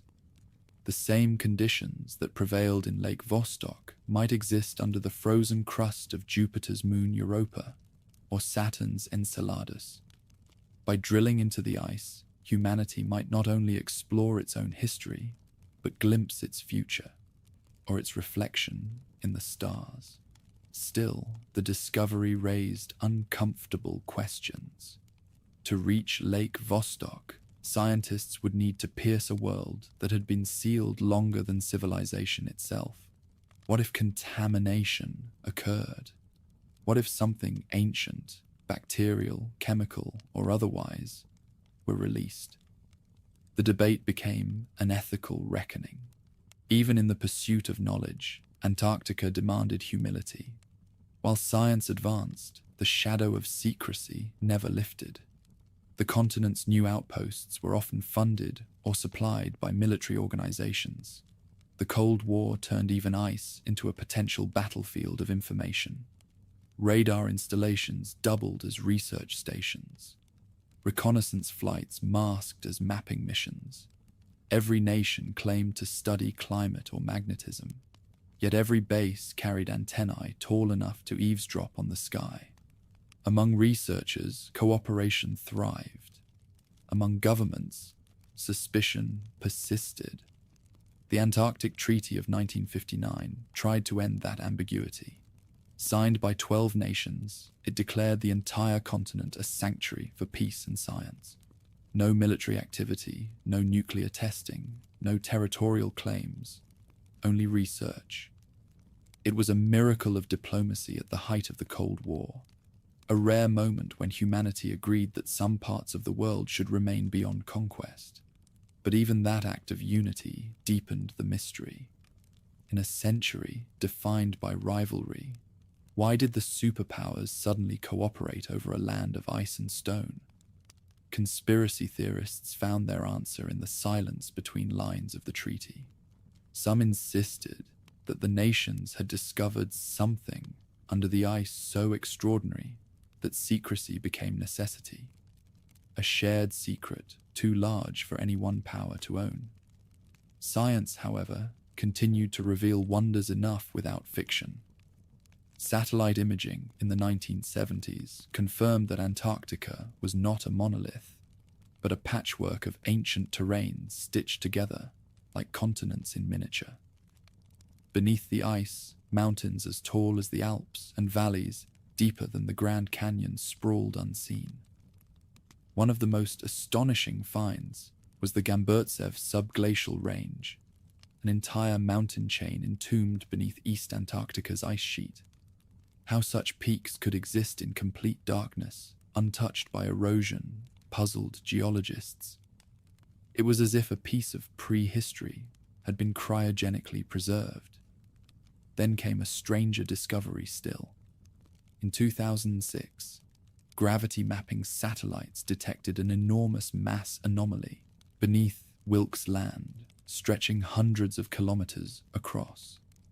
The data suggested a dense structure buried deep below, perhaps the remnant of an ancient asteroid impact, or perhaps something even older, locked in the planet's crust. To scientists, it was a geological riddle. To others, it was an invitation for imagination. The resemblance between those findings and the old myths of something buried beneath the ice did not go unnoticed. Pseudoscientists claimed it was the lost city of Atlantis. Others said it was an alien craft the size of a mountain. In reality, the anomaly was a product of planetary history, not extraterrestrial design. Yet even the most rational explanations carried an aura of awe. The ice, it seemed, refused to let go of its mythic aura, no matter how precise the instruments aimed at it became. Meanwhile, meteorites found resting on the ice added another chapter to the continent's cosmic mystery. Antarctica's vast white plain acts as a natural trap for space debris, preserving rocks that have traveled across the solar system. Among them was a Martian meteorite discovered in 1984, whose microscopic structures once sparked debate over the existence of alien life. Though the claim was later refuted, the notion that Antarctica could hold proof of life beyond Earth captured imaginations everywhere. Each discovery drew humanity closer to the truth and, paradoxically, back toward wonder. The continent had become the purest expression of contradiction, a place where the rigor of science met the persistence of mystery. The instruments improved, the questions remained. Even today, drilling projects across Antarctica retrieve new layers of ancient ice, each revealing the planet's hidden rhythms. The data they hold stretches back hundreds of millennia, chronicling volcanic winters, sudden thaws, and the slow dance of extinction and rebirth. Beneath those records, radar reveals liquid rivers moving through the darkness. Entire networks of flowing water beneath the frozen desert. In the heart of that darkness, where the light of the sun never reaches, the pulse of the planet still beats. It is faint but steady, echoing through the ice that has seen continents drift, species vanish, and civilizations rise and fall. And somewhere within that frozen memory, beneath the weight of millions of years, the last remnants of the ancient green world still wait, locked in their crystal tomb, whispering through layers of ice, reminding us that even in a world of pure science, the unknown endures. By the late 20th century, Antarctica had become a paradox, both the most studied and the least known place on Earth. Satellites mapped every ripple of its surface, radar pierced its depths, and yet the more that was revealed, the greater the sense of awe grew. The discoveries of the scientific age did not erase the mystery, they refined it. Beneath the endless white stretched a world that was alive in ways few could have imagined. It began with the subglacial lakes. What had started as faint signals on seismographs during the International Geophysical Year had by the 1990s turned into confirmed realities. Hundreds of liquid bodies sealed away under the ice, hidden beneath kilometers of pressure and darkness. They defied the logic of cold. Some were as large as inland seas, connected by invisible rivers that wound through the black. Others were smaller, trapped in ancient valleys, filled and drained in slow rhythms like lungs drawing breath. Scientists approached them cautiously. To reach one was to risk contaminating an ecosystem that had been isolated for millions of years. When at last an international team drilled into one of the great buried lakes, what rose from the depths astonished even the most reserved minds. The water, black and heavy with minerals, shimmered faintly under artificial light. In that liquid darkness lived microscopic forms, organisms that had never seen sunlight, feeding not on plants or oxygen, but on iron, sulfur, and stone. They were proof that life could exist in conditions beyond imagination, not merely survive, but thrive. In that revelation, Earth and the cosmos briefly touched. If creatures could endure in Antarctica's eternal night, perhaps similar life might stir beneath the frozen crust of distant moons, or deep under the ice caps of Mars. Antarctica had become not only a window into the past, but a rehearsal for discovery beyond the planet itself. The surprises did not stop there. Remote drilling in the Ross ice shelf revealed sediments filled with ancient pollen, remnants of trees that once grew along the coast. Even deeper cores brought up the ghostly imprints of leaves, delicate veins and fronds pressed flat by time. In the distant Eocene, before the ice took dominion, Antarctica had been a land of rainforests and slow rivers, a continent rich in green. To hold those fossils in one's hand was to feel the weight of Earth's memory. And then there were the hidden mountains, entire ranges buried beneath the ice, preserved in perfect silhouette. Among them, a chain of peaks rose from the bedrock, like the backbone of a forgotten world, unseen for tens of millions of years. To the instruments that detected them, they appeared as faint echoes, shapes of shadow within shadow. When the data was translated into maps, what emerged resembled the ghost of another continent buried within this one. It seemed that Antarctica did not simply hide history. It contained worlds layered within itself, each frozen in a different era. As the scientific age unfolded, instruments became more precise and the questions more philosophical. Why did this land, of all places, hold so many contradictions? Fire beneath frost, motion within stillness, life in the absence of light.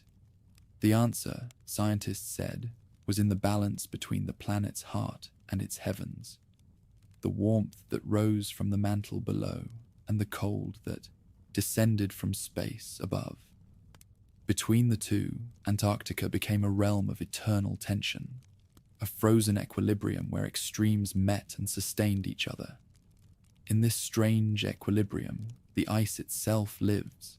It flows, it fractures, it heals. It creaks and groans as it moves, migrating toward the sea at a pace too slow for human eyes, but relentless across the centuries. Beneath it, rivers of meltwater flow in silence, carving unseen valleys. The continent breathes through avalanches and storms, Its glaciers carve with the thunder of continents shifting in miniature. Each sound is a heartbeat of stone and snow.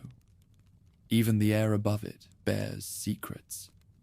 Scientists studying ice cores found that the bubbles trapped within are not merely fossils of air, but records of the planet's long dialogue with the sky. Within those tiny spheres lie traces of volcanic smoke, ancient fires, and the breath of forests that died long before the first human word was spoken. Each analysis rewrote history in molecules, yet for all its precision, science could not diminish the land's strangeness. Every discovery seemed to open another question. The deeper humanity looked, the more the continent resembled a mirror of ourselves, ancient, secretive, layered in memory. In the 21st century, satellites captured images of geometric shadows on the ice, angles too precise for nature, yet explained by geology and erosion. Natural formations, scientists said. But the images spread, feeding once again the mythic imagination that never quite died. The same old voices returned, claiming that ancient structures still stood beneath the glaciers, that the ice covered more than rivers and stone. And while scholars dismissed those tales, they could not silence the public fascination. Perhaps it was because the truth, in its own way, was equally astonishing. That beneath the ice, the planet itself still moved, still breathed, still harbored mysteries beyond human scale.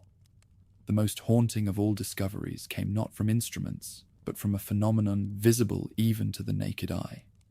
In the McMurdo dry valleys, where the land is bare and the glaciers hang like glass over stone, a crimson river spills from the mouth of a frozen cliff.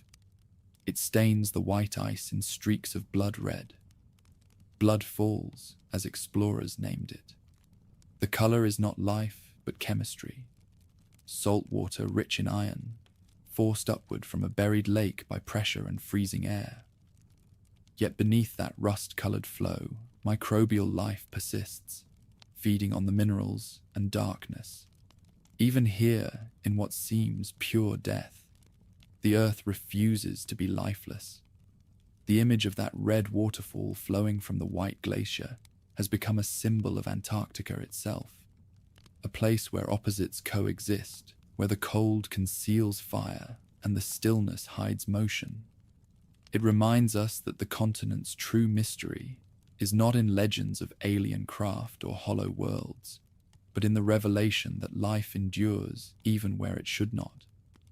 Every age has tried to define Antarctica as Eden, as tomb, as laboratory, as gateway. None of those names fit completely. It remains all of them at once. In its silence, humanity sees both its origin and its future, a reminder that knowledge and wonder are not enemies, but companions. Even as satellites scan every ridge and drones trace every crevasse, a question remains as old as the maps that once marked here be monsters. If the ice can live, what else might it remember? At the bottom of the world lies a silence so deep it feels eternal. Antarctica, the last frontier, the final blank on the map, has outlived empires, explorers, and mythologies alike. It has swallowed the dreams of conquest and replaced them with a humbling truth, that the Earth's last secret is not treasure or power, but time itself. Here, the wind writes its own scripture. It carves the snow into endless ridges, sings through the poles of weather stations, and buries footprints within minutes. Above it all, the sky burns with a cold blue so pure, it seems to belong to another planet. No other place on Earth feels so alien, and yet none mirrors us more completely. For those who live and work here now, the scientists, engineers, and caretakers of the modern age, life is measured not in days, but in light. The sun rises once a year and sets once a year, turning the sky into a slow pendulum between radiance and night. In summer, The sun circles the horizon endlessly, painting the ice in gold at midnight. In winter, darkness falls like a curtain that will not lift for months. During those long months of night, human presence shrinks to a few scattered outposts: McMurdo, Amundsen Scott, Vostok, Concordia, each a fragile spark of warmth in the abyss. Inside their steel walls, machines hum softly, monitoring the weather, the stars, the shifting of ice. Beyond the walls lies the kind of quiet that can make a person hear their own heartbeat too loudly. Isolation here is not metaphorical, it is absolute. When the last flight leaves at the end of summer, the continent closes. Temperatures plunge below -80 degrees Celsius. No aircraft can land safely. No ship can reach the coast through frozen seas. For 8 months, the people of the ice are alone. Tiny, luminous cells in a white organism vast beyond comprehension. And yet, within that solitude, something remarkable happens. People speak of how their sense of time changes, how their perception of distance and meaning begins to blur. The mind, stripped of noise, turns inward. In the stillness of the Antarctic night, some say they feel the planet itself breathing, a slow, immense rhythm beneath their feet. To scientists, this is the pulse of the Earth. The ice shifts, the glaciers advance and retreat. The planet exhales through storms and creeks. To others, it is something more metaphysical, the presence of the past pressing upward from below, the consciousness of a world that remembers. Modern Antarctica is no longer a place of heroic voyages or mythic speculation, yet both linger beneath its surface. Each research station stands like a monument to endurance, the descendant of every expedition that came before. Inside them, human curiosity continues its slow excavation of the unknown. At the Amundsen Scott South Pole Station, researchers study the faint cosmic background radiation, the oldest light in the universe, that filters down through the thin, clear air. They sit at the coldest point on Earth and look back nearly 14 billion years in time. The instruments they use are unimaginably sensitive, detecting whispers from the dawn of creation. It is fitting that the farthest place from civilization has become the best vantage point for observing eternity. Elsewhere, at Concordia Station on the high polar plateau, scientists study not stars, but themselves. In isolation so complete it rivals spaceflight, they monitor the human mind, how it adapts, how it dreams. The European Space Agency calls Concordia White Mars, a test ground for the psychology of cosmic exile. For those who stay there through the long winter, sleep becomes a fragile thing, and memory feels porous, as though the ice itself is seeping in. Everywhere, the frontier has shifted from exploration to introspection. Antarctica has become a mirror for the species that once sought to conquer it. It no longer measures courage in miles marched or flags planted, but in patience, in the willingness to dwell in silence and listen to what the world has been trying to say since the beginning. And still, the silence is never empty. Beneath the ice, life persists, indifferent to our wonder. Tiny organisms float in subglacial lakes, feeding on minerals drawn from rock. Cold-loving algae bloom in cracks where sunlight filters faintly through, turning snow pink or green for a few fleeting weeks. Seals haul themselves onto the ice, their bodies shaped by millennia of adaptation. Penguins march through blizzards that would freeze steel, carrying the warmth of the living in the heart of the dead continent. Each of these creatures is a small defiance, a reminder that life's truest frontier is not space or depth, but endurance. Even here, where the temperature can halt blood and the air itself seems brittle, the Earth refuses extinction. To stand on this continent, even briefly, is to feel that defiance in one's bones. The wind cuts not just skin, but thought. It strips away the idea of human centrality. You realize, as the early explorers did, that the ice does not care. It will outlast every nation, every map, every monument. It will remember all and forgive nothing. The Antarctic Treaty, signed in 1959, still protects this vast silence. It forbids war, mining, and exploitation, reserving the continent for peace and research. It is humanity's one successful experiment in restraint, proof that we can, at least once, choose preservation over possession. Even so, the treaty is fragile. Climate change gnaws at its borders. Global ambition tests its patience. As the planet warms, the ice responds, melting at the edges like paper touched by flame. The balance that has lasted for millions of years begins to tremble. From satellites, scientists watch glaciers carve into the sea, colossal walls of ice breaking apart and collapsing in thunderous slow motion. The sound echoes across oceans, a deep and distant note in the symphony of change. Some call it natural, others a warning. What is certain is that Antarctica, once a symbol of permanence, has begun to move again, and the world will follow its rhythm whether it wishes to or not. As temperatures rise, fragments of that buried green world beneath the ice begin to surface. Ancient soil, frozen since before humans walked the earth, now feels the sun for the first time in eons. Fossilized wood, pollen, and fragments of long-extinct mosses appear like artifacts from another Earth. The ice, as it melts, is not only vanishing, it is revealing. And with revelation comes unease. What else might be hidden below, waiting for thaw? Rivers, once frozen, begin to flow again, carrying sediments and secrets.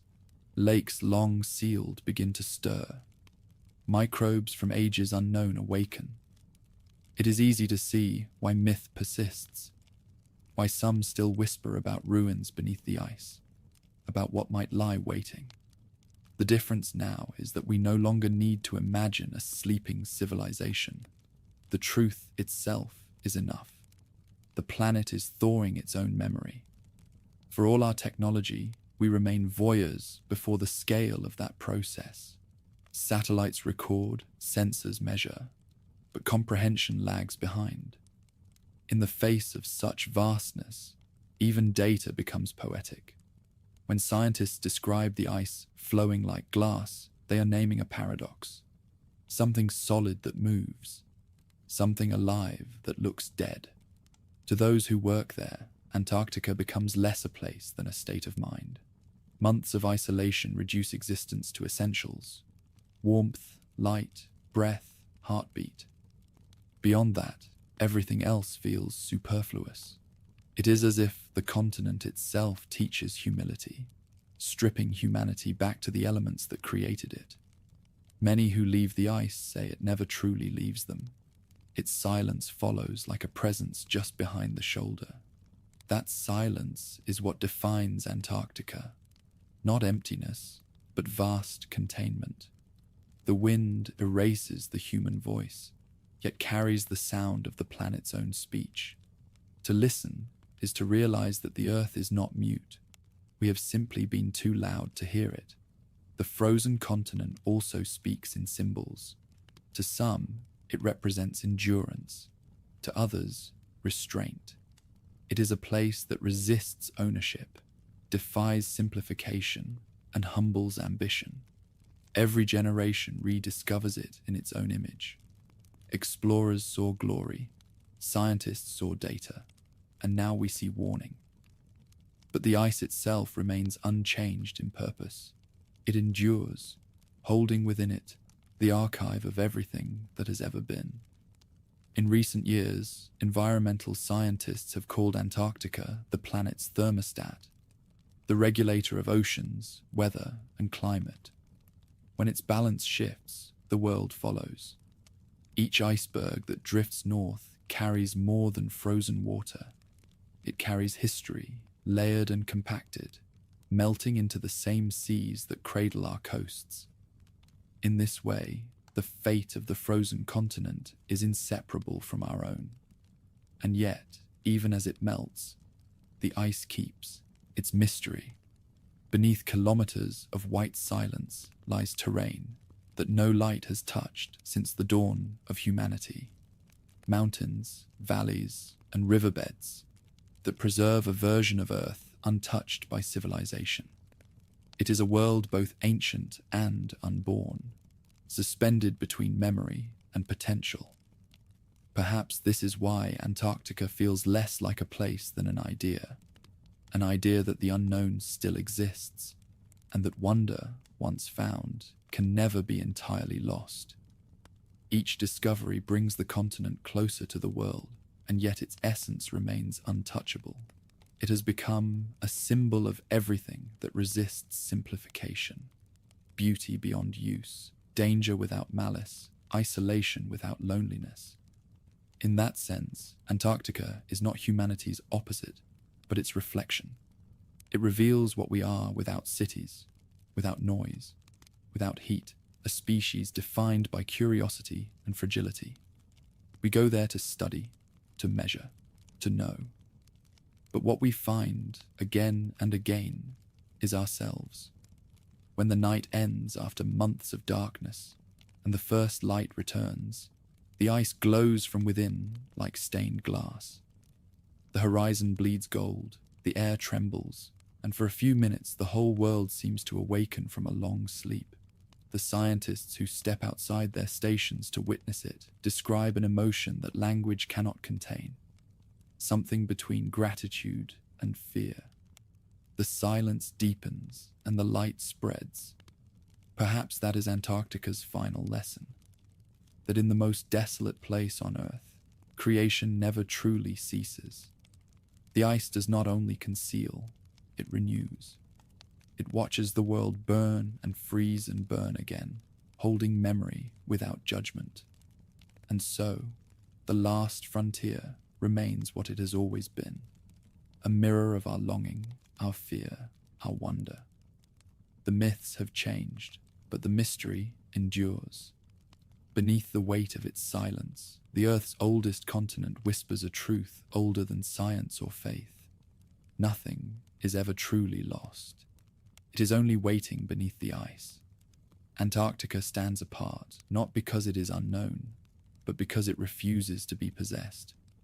Every empire has reached for it. Every generation has rewritten its purpose. It has been imagined as paradise, as prison, as laboratory, as tomb. And yet through all of it, the myths of philosophers, the obsessions of explorers, the ambitions of nations, the ice has remained unyielding. It neither gives nor takes. It remembers. The frozen continent is not the end of the world. It is the world in its most honest form, stripped of distraction, reduced to what endures. Beneath its miles of ice lies the planet as it once was, the raw foundation of continents long fractured. Every ridge, every buried valley, every frozen lake is a relic of the Earth before story began. What we call exploration is in truth remembrance. We return to the south to remember what the planet has been trying to tell us since it cooled from fire. Scientists speak of data, the carbon signatures locked in ancient snow, the shifting rhythms of glaciers that mark the planet's breath. But behind their measurements is a subtler truth. The ice does not only record time, it shapes it. Every storm that sweeps across the plateau carries a flake of memory, another layer of the world's heartbeat laid down and hidden. The continent is not dead. It is writing, slowly, in frost and silence. And yet, even as we uncover its story, we risk erasing it. Each decade, the edges of Antarctica retreat a little farther. The great ice shelves, Ross, Larsen, Amory, fracture into the sea with the sound of continents breaking. The fragments drift northward, glowing blue beneath the sun, melting into the same ocean that defines our climate and sustains our cities. We watch this from afar, measuring rise and fall, but numbers cannot express what it means. The oldest memory of the planet is disappearing before we have finished reading it. The paradox is painful. In knowing Antarctica more intimately than ever before, we are hastening its undoing. Our satellites, our stations, our ships, the instruments of revelation, have become witnesses to loss. Each drill that bores into the ice also hears the faint hiss of ancient air escaping into the modern sky. It is the sound of history exhaling.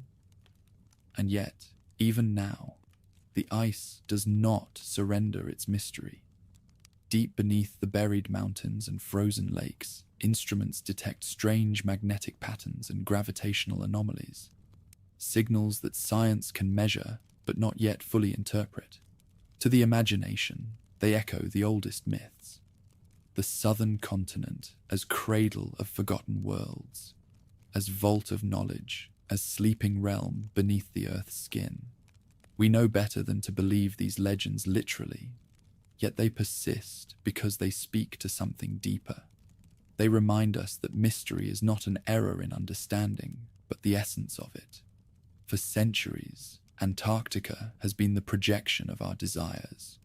The Greeks' need for balance, the Renaissance dream of completion, the explorer's pursuit of glory, the Cold War's hunger for power, the modern scientist's search for truth. Each age has found in the ice what it needed most.